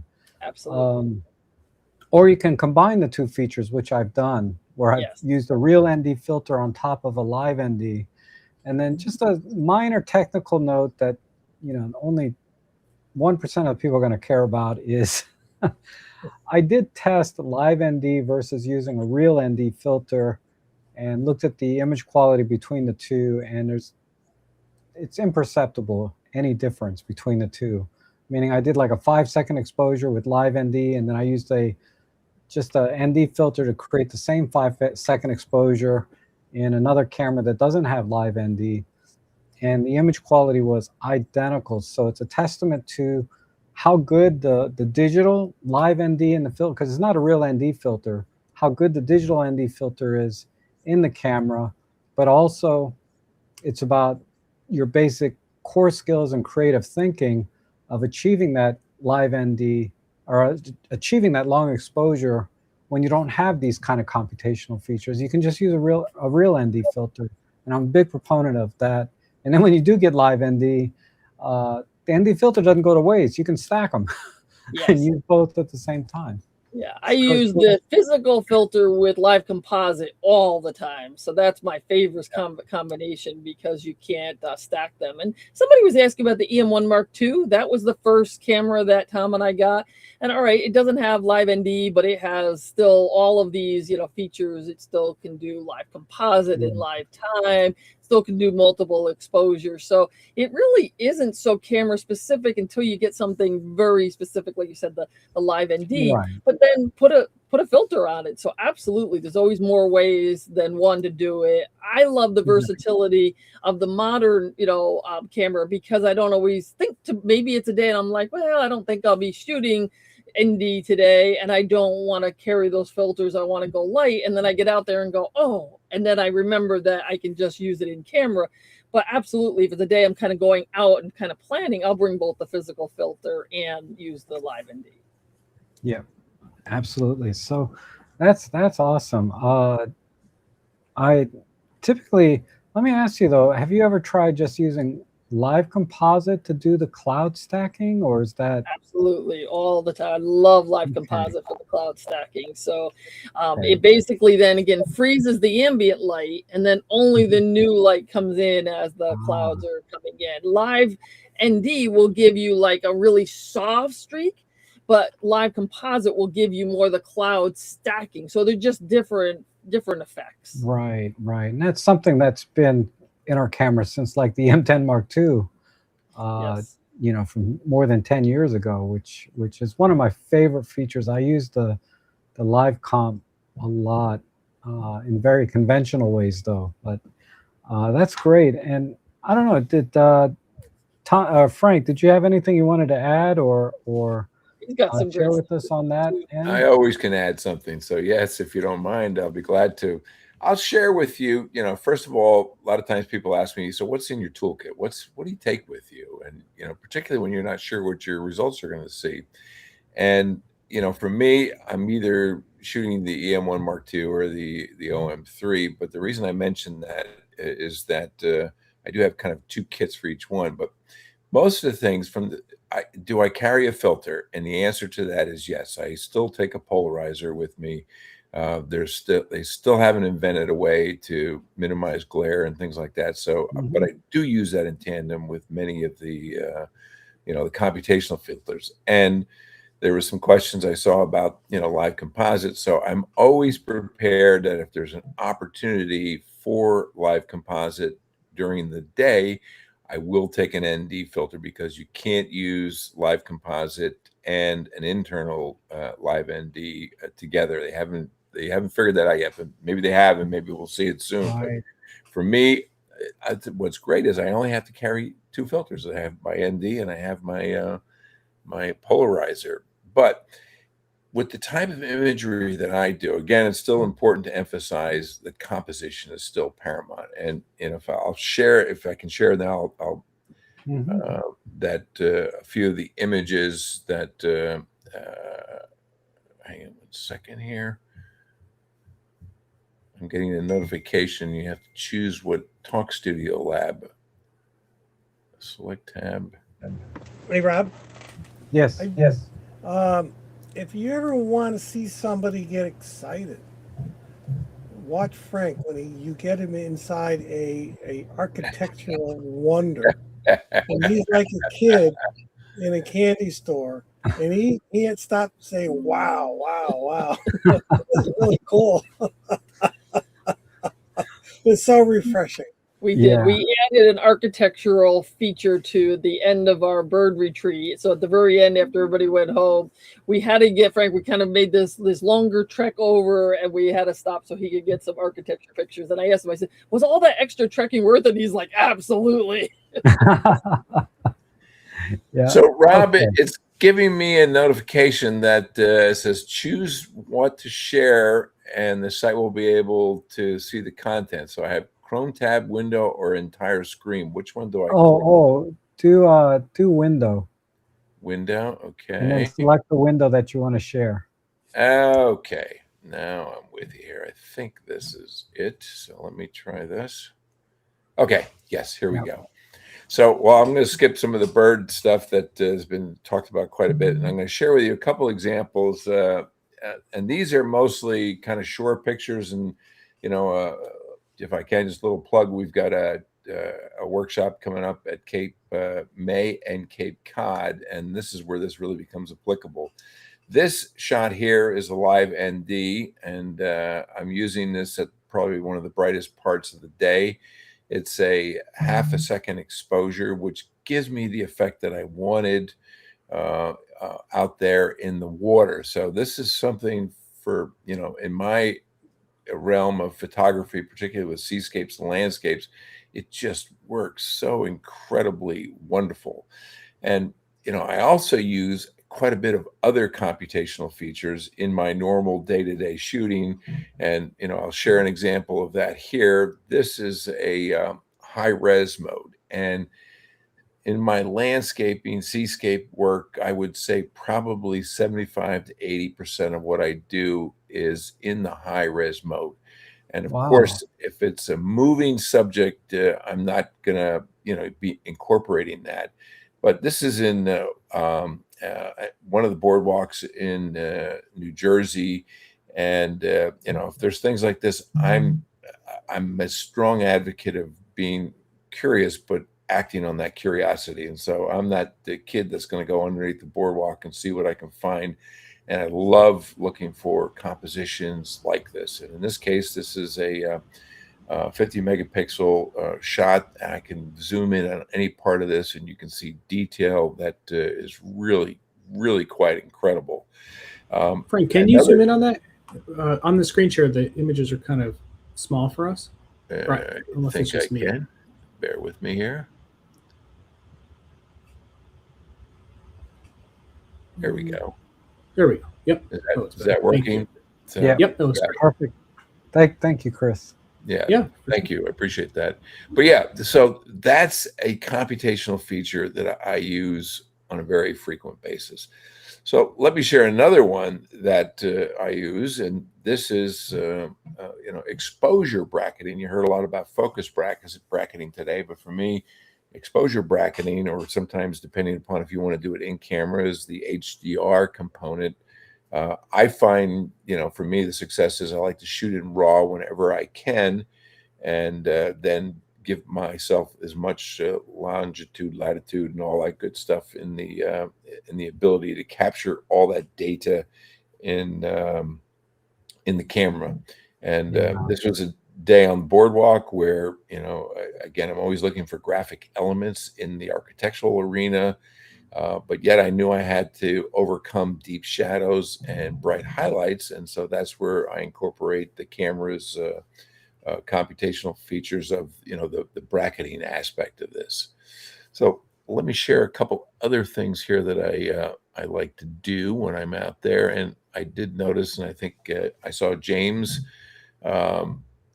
where he was talking about now one of his favorite filters, and this is one of my favorite filters built into the camera. And I'm such a strong advocate of. I love black and white. I love to take advantage of that. When it's a dreary day, that I can just take full advantage of all of that moodiness, so to speak. And this was a very windy day along the shore, and I love the brush. But again, composition is still important. So emphasize that fact that, don't just use it to use the tool, but you can really make compelling images. And this is straight out of the camera, which is the beauty of it. It is pulling details out of clouds and things. So typically, if it's a moody day, my thinking is going to gear me towards, some of the opportunities utilizing the filters within our camera. And that's a dramatic tone filter, or what was that exactly? That's dramatic tone. That's exactly what that is. Yeah. Black and white dramatic tone. There's a dramatic tone 1 and dramatic tone 2. This is the 2, which is the black and white one. So again, extremely favored of mine. And if you're ever in a funk and you're having difficulty, with some of the creative juices, incorporate some of that into it. Yeah, and I love that OM Systems has kept the art filters, that I've had since my EM10 Mark II. And the dramatic tone is one that I also have used a lot, and we still have it even in the OM1, the OM3, even though, it's something that's been carried over for many years. And it's in that art filter menu deep down in there, and a lot of times we forget about it. But again, especially important, or helpful, I should say, on days where you've got moody weather. And I love to photograph in moody weather. So, when we're at some of these locations, somebody says, "Oh, it's going to be overcast, it's going to be rainy," but it's like, okay, I'm all right with that, because that's a sweet spot for me. Now, here's an example. I'm sorry. Go ahead, Rob. No, I was going to say, if Olympus and OM Systems called it film simulations instead of art filters, it'd probably get a lot more play. You're probably right. You're probably Anyway. right. That's a good call. Yeah. So here's a seascape that I did something that I haven't explained yet, and that's the GND, graduated neutral density filter. Oh, okay. And it's a longer exposure. And the sky was getting really bright, and I didn't want to have to fight that challenge. So again, in some of the newer cameras, we have, the ability to take advantage of, bringing our graduated instead of carrying a graduated neutral density filter. And I get to determine where that is. I get to determine how hard the differential is. If I want it soft, medium, or somewhere in between, I'm typically in that medium range that I'm using, or soft, and with a longer exposure. And this is handheld. This is, again, around a half a second, but I'm incorporating the benefit of the graduated neutral density into it without having to carry filters, or more importantly, adjust those quickly or slap them on the camera. Yeah. So for me, a lot of times speed's important from the standpoint of being able to capture something that's occurring if I don't have the luxury of time, and I don't need to go in my camera bag and pull out extra, tools, because I can use it right within the camera. You heard Chris and Lisa talking about the whoops. I didn't want to do that. You just hit the wrong button here. Bear with me 1 second. I don't want to incorporate the hang on 1 second here. Let me just open this up and get the right tool here. Bear with me 1 second. I just want to mention about the graduated ND filter. When I was doing my testing, what impressed me about that, besides all the adjustability and angles, was that when it took the picture, it actually did properly expose the image as if it was a real graduated ND in front of the camera. It didn't just darken the top. It balanced the exposure together with the grad ND filter built in. And that impressed me that they took that into account. You're exactly right. You're exactly right. And that, I mean, it takes a little getting used to, but again, it's less things that I have to carry. And I do a lot of traveling to some pretty remote locations. And the less I can carry, the better off I am with that. And it's a real saver for me. Yeah, unless you have to remember. That's exactly right. That's exactly right. So, a lot was said, Chris does about macro, and of course, so does Lisa and Tom.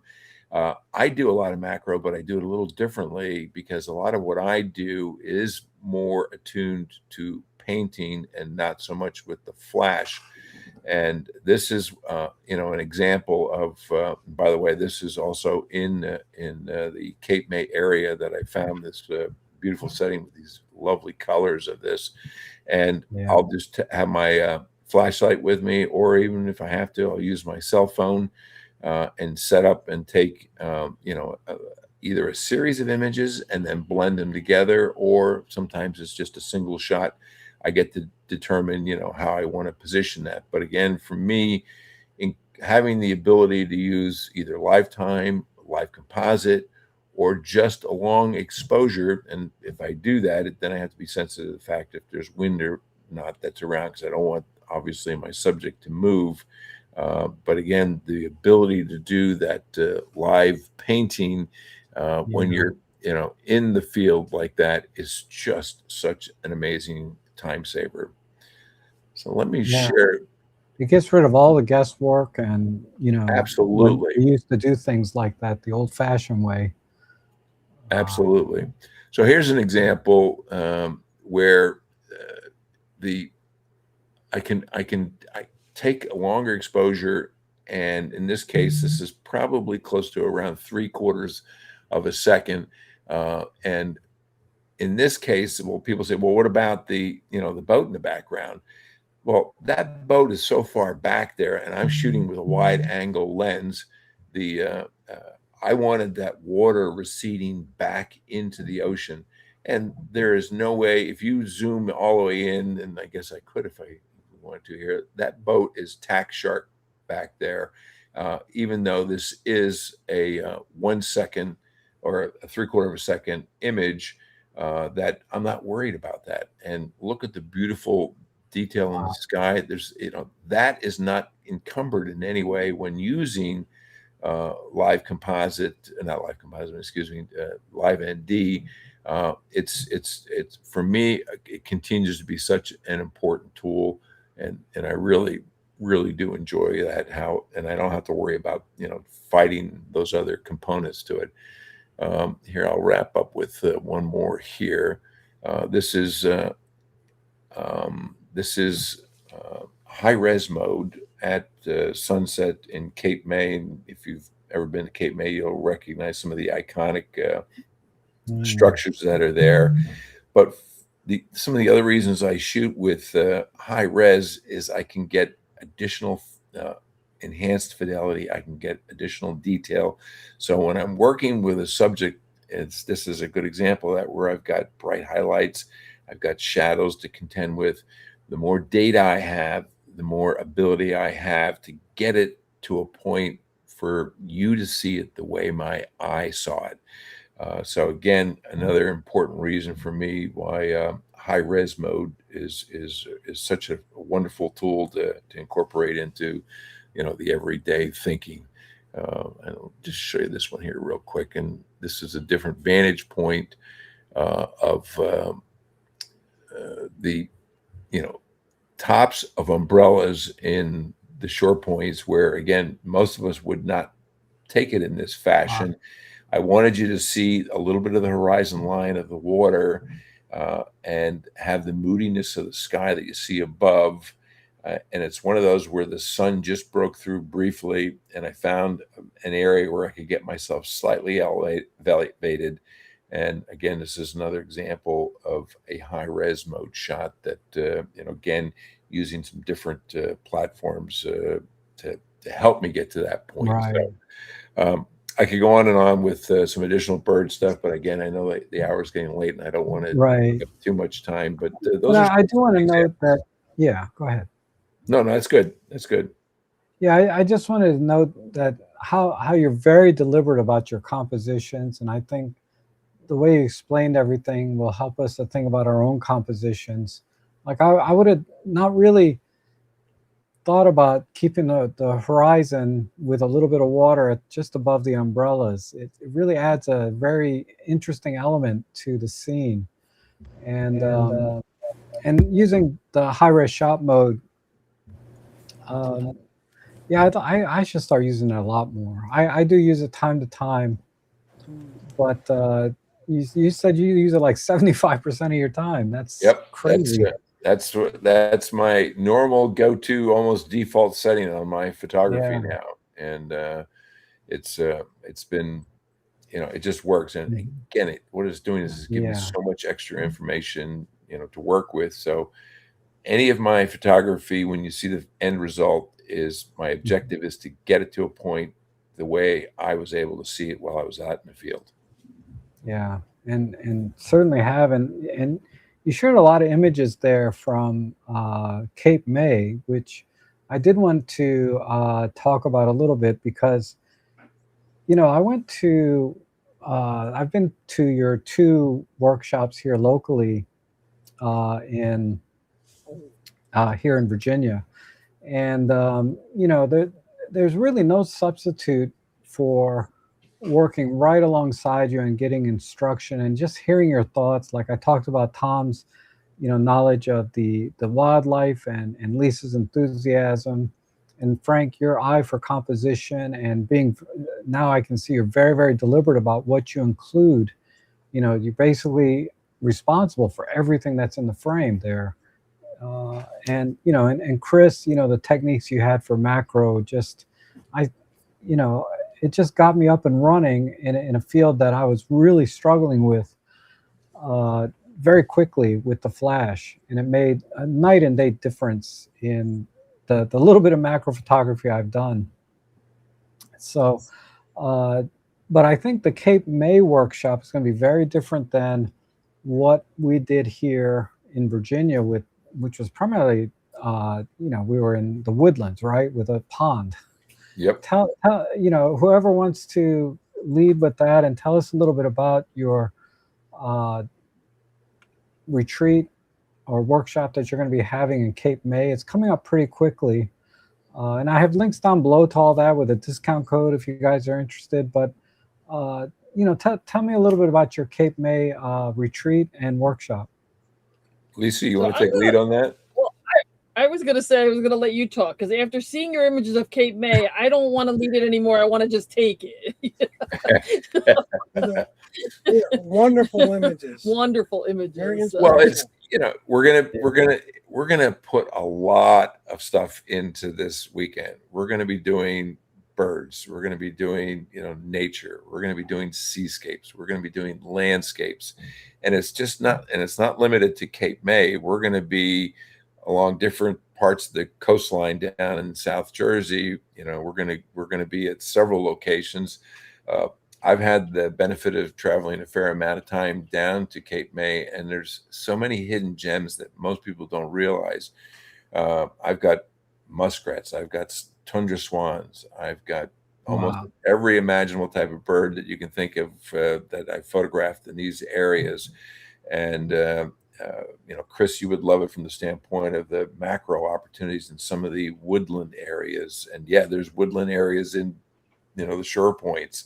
But the other stuff too that's fun is we're going to be just pre-season, so we're going to have an opportunity to be on some of the boardwalks and photograph. You saw a couple of the things that I shot that different graphic elements, and we're not going to be inundated with tons of people, at least hopefully. But anyway, and there's like Art Deco type of things that are places that are there. So again, a whole host of variety and different opportunities. So this is going to cover every gamut. And if you're a landscape person, if you're a nature person, if you're an architectural person, birds, what have you, we're going to be pretty all encompassing with this one. Yeah, it's an amazing location, and this time of year, maybe Tom, you can address this, but it's some kind of migration. It's I know at least here we're getting some really interesting birds coming in that we won't see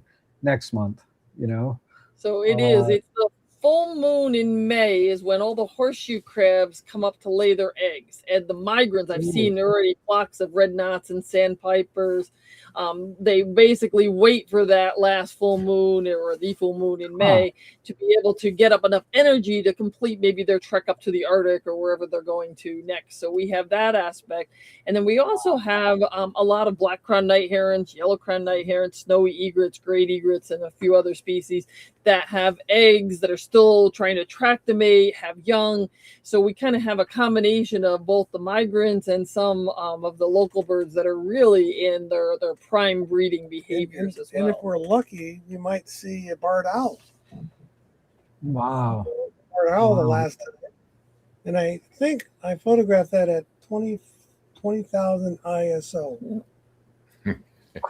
So yeah, I was there to get the shot. But actually I was able to, between Lisa and I, we did a good job with post-processing. But it's a lot of fun between what Frank can show and with what he's done over the years, between the birds and the bees, and the flowers and the trees, and everything. I mean, seriously, even without a camera, you're going to have a great time. True. Yeah. But the good thing is, with these 4 OM system ambassadors, and I don't use that title lightly. I mean, they really are the very best in the business with our cameras and showing you and teaching you how to use them. Because and last year when I was able to go all 4 days, there was a lot of people there that they just bought their camera, and they weren't sure where to begin, but they were enthusiastic about photography, and you guys just walked them through, and the images that they shared later on in the follow-up, because you guys follow up after the retreat with images and things, were amazing. you can go from zero to hero, as they say, pretty quickly after just one really good session. But what's most important are the teachers that you see here to guide you through that. What can be very intimidating when you see, a dozen buttons on a camera, never mind the hundreds of things in a menu. They simplify it to a point like, I always use Chris as an example with the macro. Just F9, 1/200, ISO 200, 1/100 ISO. It's like, and then 1/16 power. And 80% of the time, that's going to work without doing anything. And then you can expand on that. And at the same time, there were things that it took me a while, like using manual ISO for birding.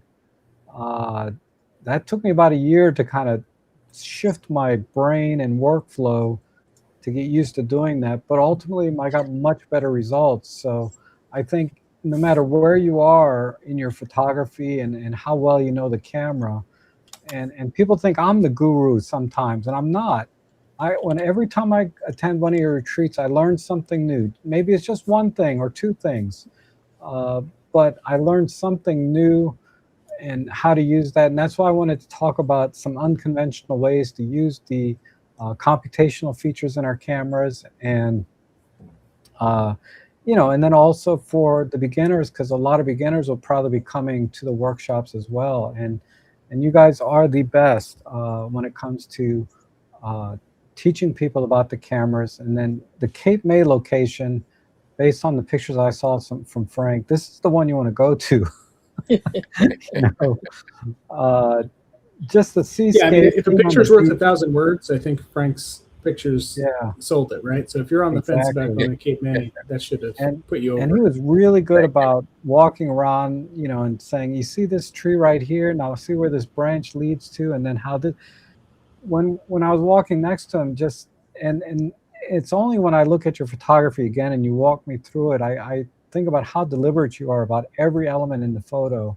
And that's another thing, that no matter what camera you use, these are things that you're going to learn. And that, if all you have is your cell phone on you that day, these are things you'll learn from working with people like Frank. So that said, I would like to just leave a little bit of time for an open Q&A from the viewers. So sometimes it takes about a minute or so for the questions to come in, but you guys are doing a tremendous job here in helping us understand the capabilities of our system, the kind of results you can get, and a little bit about what you have to offer after the stream is over. Again, I have links down below for all of that. And, I've kind of hit a lot of the questions, that I wanted to ask, but I can only say that the retreat experience, if before you invest in the latest, greatest camera gear, you can have very modest equipment. You can go there with an EM10 Mark II from 10 years ago, if it still works. You could go there and a 14 to 42 kit lens, and you will do 99% of what we saw today in the images and the photography. You'll be able to do all of that stuff. And if you have a telephoto, and it'll give you an idea of where you need to put your money going forward in your camera gear, because you'll learn what really clicks with you. Maybe macro doesn't click with you. You hate spiders, okay? I get that totally. Trust me. I had an incident with a spider once, and enough said. Maybe it's birding, maybe it's not birding. I wasn't into birding for a long time. People ask me, what did you do 3 or 4 years ago? And and I said, well, it wasn't birding. But now I'm really into it, and especially now that I'm getting such good results with the tips that I learned from the retreat.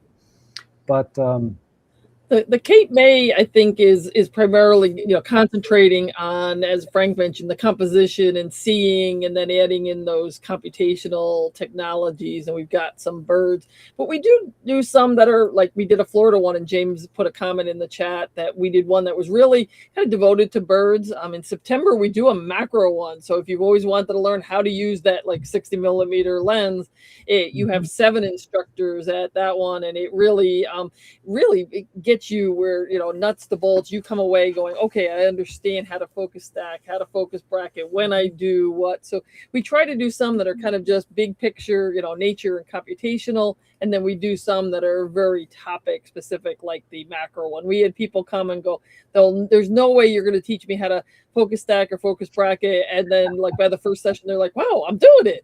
So we do have a lot of fun, and we want people to have fun. We want them at some point to be a little frustrated, because that means they're learning, and then we want them to go through that and go, wow, look how much I've learned about my camera, about seeing, about slowing down, and things like that as well. Yeah. There's nothing wrong with experimenting with the equipment, and I've gone so far as Frank can attest to this, photographing eagles using a high res mode, or you could try to focus stack on a bird. Believe it or not, it can be done. Very true. Say is like, Frank will be curious, I'll be playful, or I'll just push the system. There's nothing wrong with pushing the system. You're not going to break it, and you'll just enjoy it.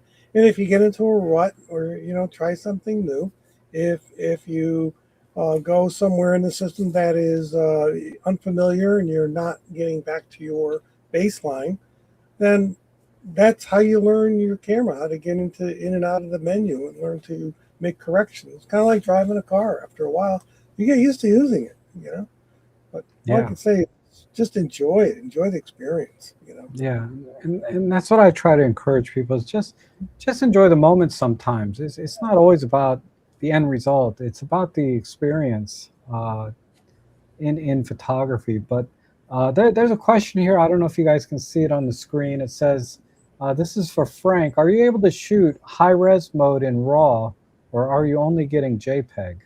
So here's the beauty with high res. And I also saw there was a question about whether it was 14-bit too. So yeah, first of all, it is 14-bit. If it's going to give me more, I'm going to take it. So my high res shots are in RAW, which again is the beauty of this, is that there's no sacrifice there. And the other aspect to it is, when I bring my images into Lightroom, and I have actually 3 shots. If I'm shooting with a filter or whatever, I've got a JPEG, I've got the high res, and if it's handheld, it's 50 megapixels. I can put it on a tripod and get 80 megapixels, and there's been some stellar locations where I wanted the max, but I also get a JPEG out of it. So I get the best of all the worlds when I'm shooting in high res, and that's one of the incredible benefits to it. And so there's no sacrifice. It's only enhanced opportunities. And the question about whether it's 14-bit, yes, it is. So from a post-processing standpoint, again, there's not been a camera manufacturer yet that's been able to give us the full dynamic range of what our brains and eyes can process. But I'm getting damn close with the opportunities to be able to pull that together with all of that technology. So I hope that answers your question. Now, I'll just add that, you do get the raw high-res mode file, you get the JPEG, but you also get a regular RAW file, which is a single frame from one of the high-res captures. So even if something was moving in the frame for the high-res shot mode, and it fails, or let me rephrase that, and there's a problem in the frame because something moved, you still have the single frame regular RAW image as a backup to the high res. But it's extremely rare that once it's actually successfully created the high res shot, that you ever need it, the other ones. And you're exactly right, Rob. And Heather has a question about who will be teaching at Cape May. So this is Tom and Frank and myself at Cape May. So we run between 2 and 7 instructors per event. There's always a very small instructor to participant ratio. There's never going to be like a really big group with, you know, a couple of us. So we generally try to run at the 3 to 6 participants to instructor maximum. Yeah. So small groups. Yeah. You know, so you get a lot of attention when you need it, and you get a lot of flexibility and time to explore on your own too. So that's the beauty of a small group session and why it's structured that way. JP is asking, I struggle with wide angle. What are your thoughts on starting with something like the 8-25 f4? And I'm I glad think to jump. we could all probably do that. Go ahead, Frank. And I No, know I was going to Chris say does. that's Yeah. wide is my friend. So I am a lot of the images that you saw that I shared with you are using that 8-25. So for me, I love that lens. And is it, the question was it a good start one? It's a good start. It's a good end. It's a really good lens. So yes. And Lisa, I'm sorry. And it's a good close-up lens. Say again? So, and it's a good close-up lens. Yeah, so you right. might not think of it as a macro lens, and it's certainly not capable of true macro magnification, but you can use it in the same manner that you would use, say, the 60 macro or the 90 macro, where you get up close to your subject. You can use a flash. You can diffuse that flash as long as you have a diffuser that's kind of out of the way of the field of view. And you can get really cool environmental shots of subjects that are on the bigger end of kind of the macro category. So frogs, snakes, mushrooms, things that you want to get close to, but you don't want to focus on a single detail. You want to get the entire environment from a close-up view. And you also get this kind of almost distorted perspective where you're pushing in on the subject, but you're also pulling in the environment. So really great lens, the 8-25 for that kind of environment. There's just a awesome lens lineup in general, and the 8-25 is one of their standout lenses. And Marco is asking, he's in Weston, Connecticut. Oh, we've got to come over for some lobster rolls then. Yeah, he's asking, what are some of your favorite locations for bird and wildlife in that area? So Connecticut is a little harder for birds because the coast is primarily owned and private. So it is a little bit more challenging. And so we do find ourselves in New Jersey, Delaware, and Maryland quite a bit because of that. But certainly Hammonasset is something that, you know, there's rarities that come through. There's an ibis that's there right now. Subscribe to eBird, and that'll give you some kind of local things that are going on over toward Waterford. There's a couple of good birding locations in the Waterford parks there, and they do some nice flowers, which makes for good insects as well. If you really want to be adventuresome, you go up to the kind of the quiet corner, and that's where you can do a little bit more of your warblers and some of your songbirds and kind of that. But it is a little bit more challenging. We really don't have any national wildlife refuges here. So Tom and I mean, even during the pandemic, we would get up at 2 a.m. We'd drive down to New Jersey or Delaware. We'd be there for sunrise. We'd photograph all morning. We'd bring our lunch. We'd eat and take a nap in the car, do sunset, and then, you know, drive home. So it is a little bit more challenging. That being said, there are people like a friend of mine, Christopher. He posts birds every single day, and I'm like, where did he see the red-headed woodpecker? Where did he see this?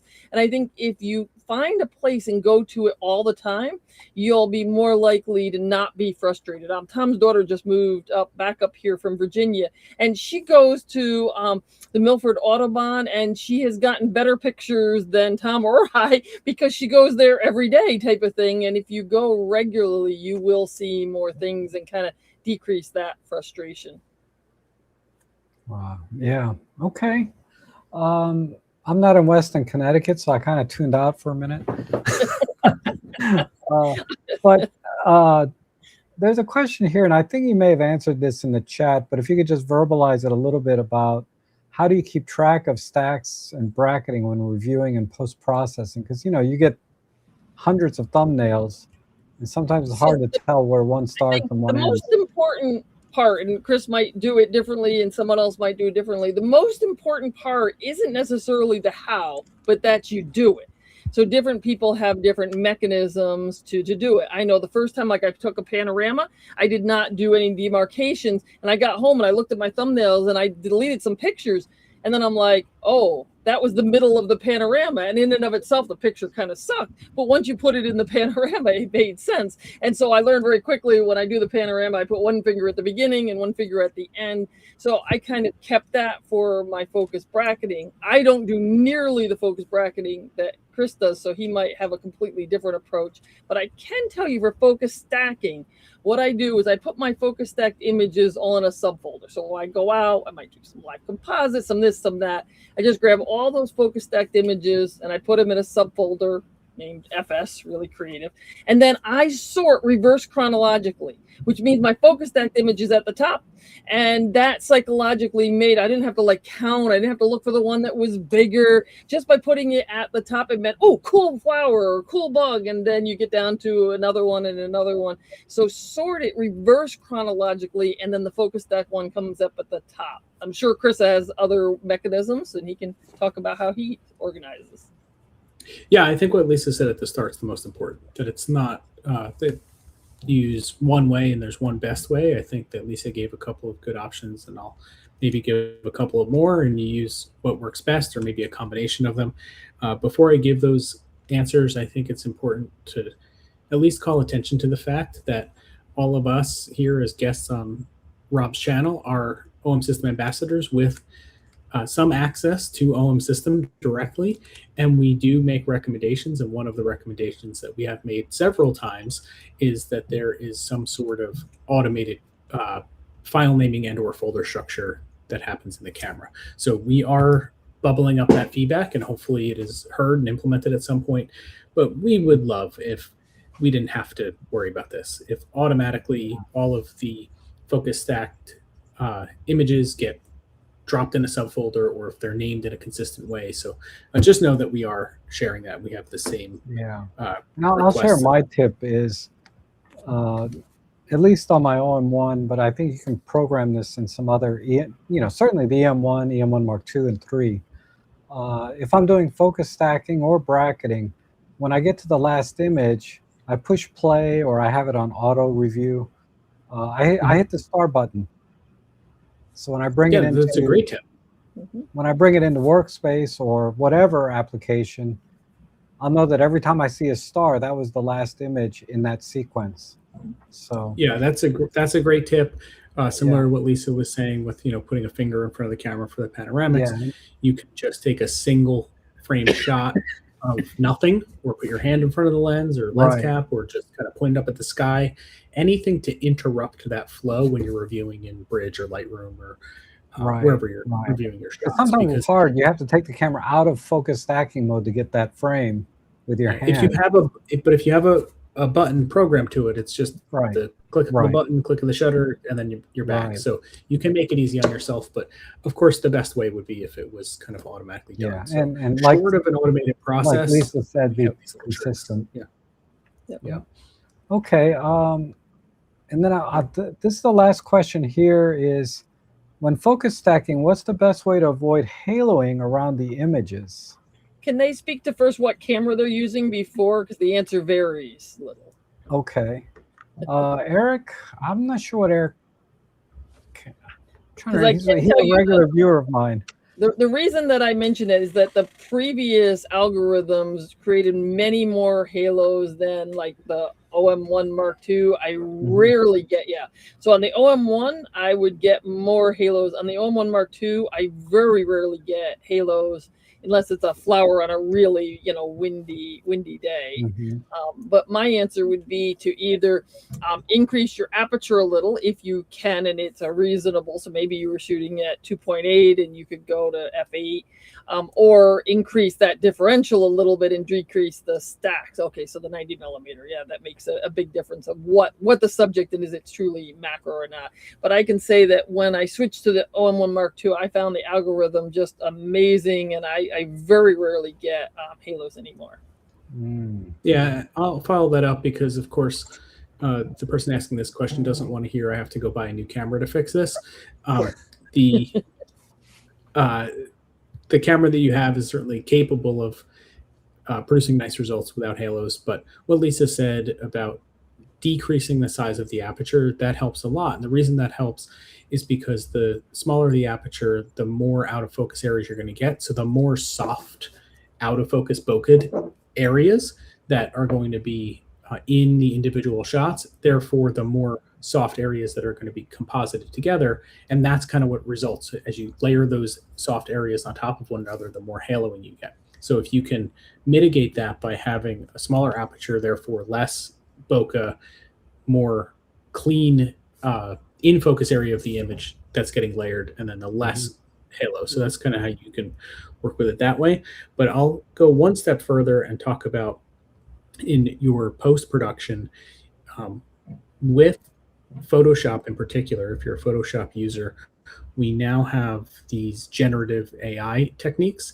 And, the commercial gimmicky way is like, oh, you can just draw a selection and say, add balloons, and it'll generate balloons. But you can use it more practically to just fill in tiny areas that were missed or haloed, right? So you can kind of select your haloed area and generate that in, and it will use AI to fill in the area. So just understanding the tools that are at your disposal, and these generative tools are the latest, and they kind of get a lot of attention headline for the serious work that they're doing, but very small areas of fill in, like fixing halos, can be a really great asset.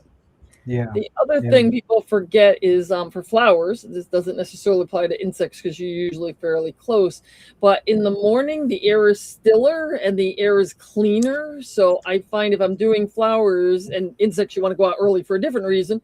But for flowers, I'm going to get a lot less haloing early in the morning before that wind has come up. The air is still still. For insects, you want to go out early because they're not moving, and you want to focus stack or bracket them, and they can be covered with dew, and they just have to warm up.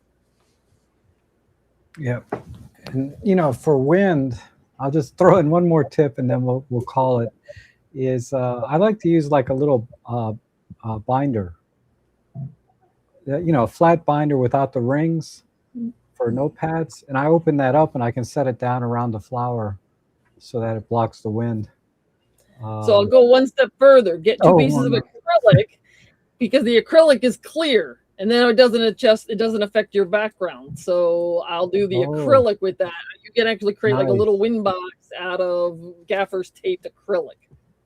That's a great idea, because I go with a black background with that, or I can use a white background for high key. But yeah, acrylic, that would get you a more natural image in the end, right? Yep. Just gaffer's tape all the edges so it's not sharp, and then gaffer's tape so you have a hinge, and it works really well. You can even do a 3-sided, so binder's 2-sided. You can even do a 3-sided on the acrylic.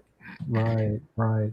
And Marco has maybe a quick question about using less common or lesser known post-processing tools.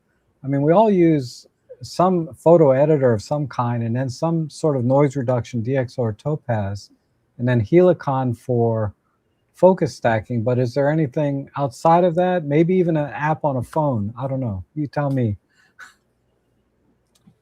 I can speak on my behalf. I use Lightroom for 85% of my work. That's my go-to.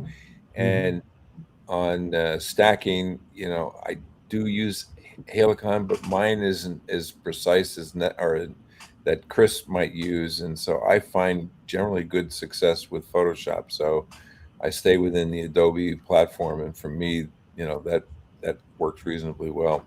Right.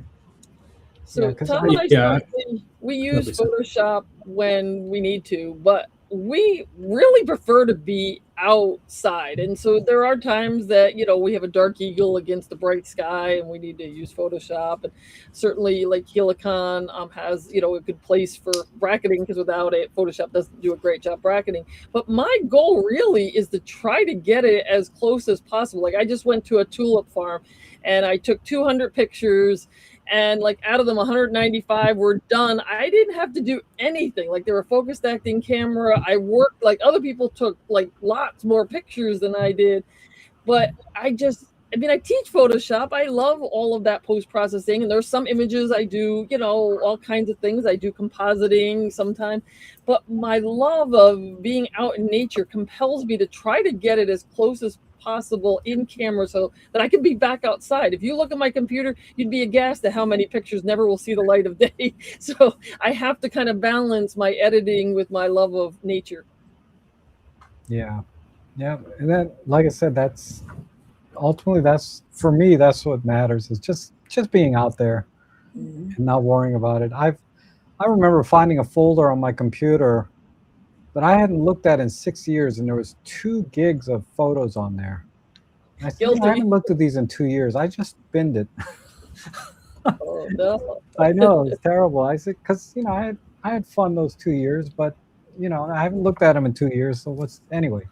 I'll go back sometimes to older ones, and again, I do enjoy. I mean, Frank and I've had this discussion many times. The post processing can be fun, but if my choice is to go back out tomorrow and the next day and photograph versus sitting home and editing what I already took, I'm back out. Yeah, absolutely, absolutely. So, thank you all again for being here. Let me just get. I just want to give you guys the last word, and then we'll wrap it up. So go ahead. Who wants to go first? I'll just say Tom. Have fun. Go out there and have an awful lot of fun with whatever equipment you have. Great, great. Lisa? Slow down a little bit. I mean, this life goes by so quick. I mean, what's, a minute, an hour in a day? And as you mentioned, like you might have walked by something and not even realized it. Sometimes like the little tendrils that are growing right now kind of remind me of like the old telephone cords. And if you don't slow down and notice things, like then you're just looking again for the double rainbow with the eagle above the Grand Canyon. Make the pictures rather than just kind of waiting for it to fall on your lap. Awesome, awesome advice. Frank? So you heard me talk about curiosity, and I'm an advocate of this. Go back to when you were in elementary school and remember how curious we were about everything. But don't just be curious, act on that curiosity, and you will be amazed at things that you will see and find. Absolutely, yes. And Chris? Yeah, sorry, I feel like it's pressure to be last here, but I would say, we're talking about the retreats that we lead. And Rob, you've been on a couple of those retreats now, and you had said some really nice things about it. But whether you're going to join us on a retreat, and of course, I hope that you will, or you're going to go out with a friend who's an experienced photographer, or it's at a local club, or whatever the case, I really recommend getting out with someone new, someone who has a different set of experience than you do with photography, and try to be that lifelong learner who's always looking for something new, because there's probably a lot more to learn of photography than you realize. And when you get out with people that have different experience, different skill sets, different expertise, you can really learn a lot, and you can get a lot out of that. Yeah, that's great advice. You get what you put into it, right?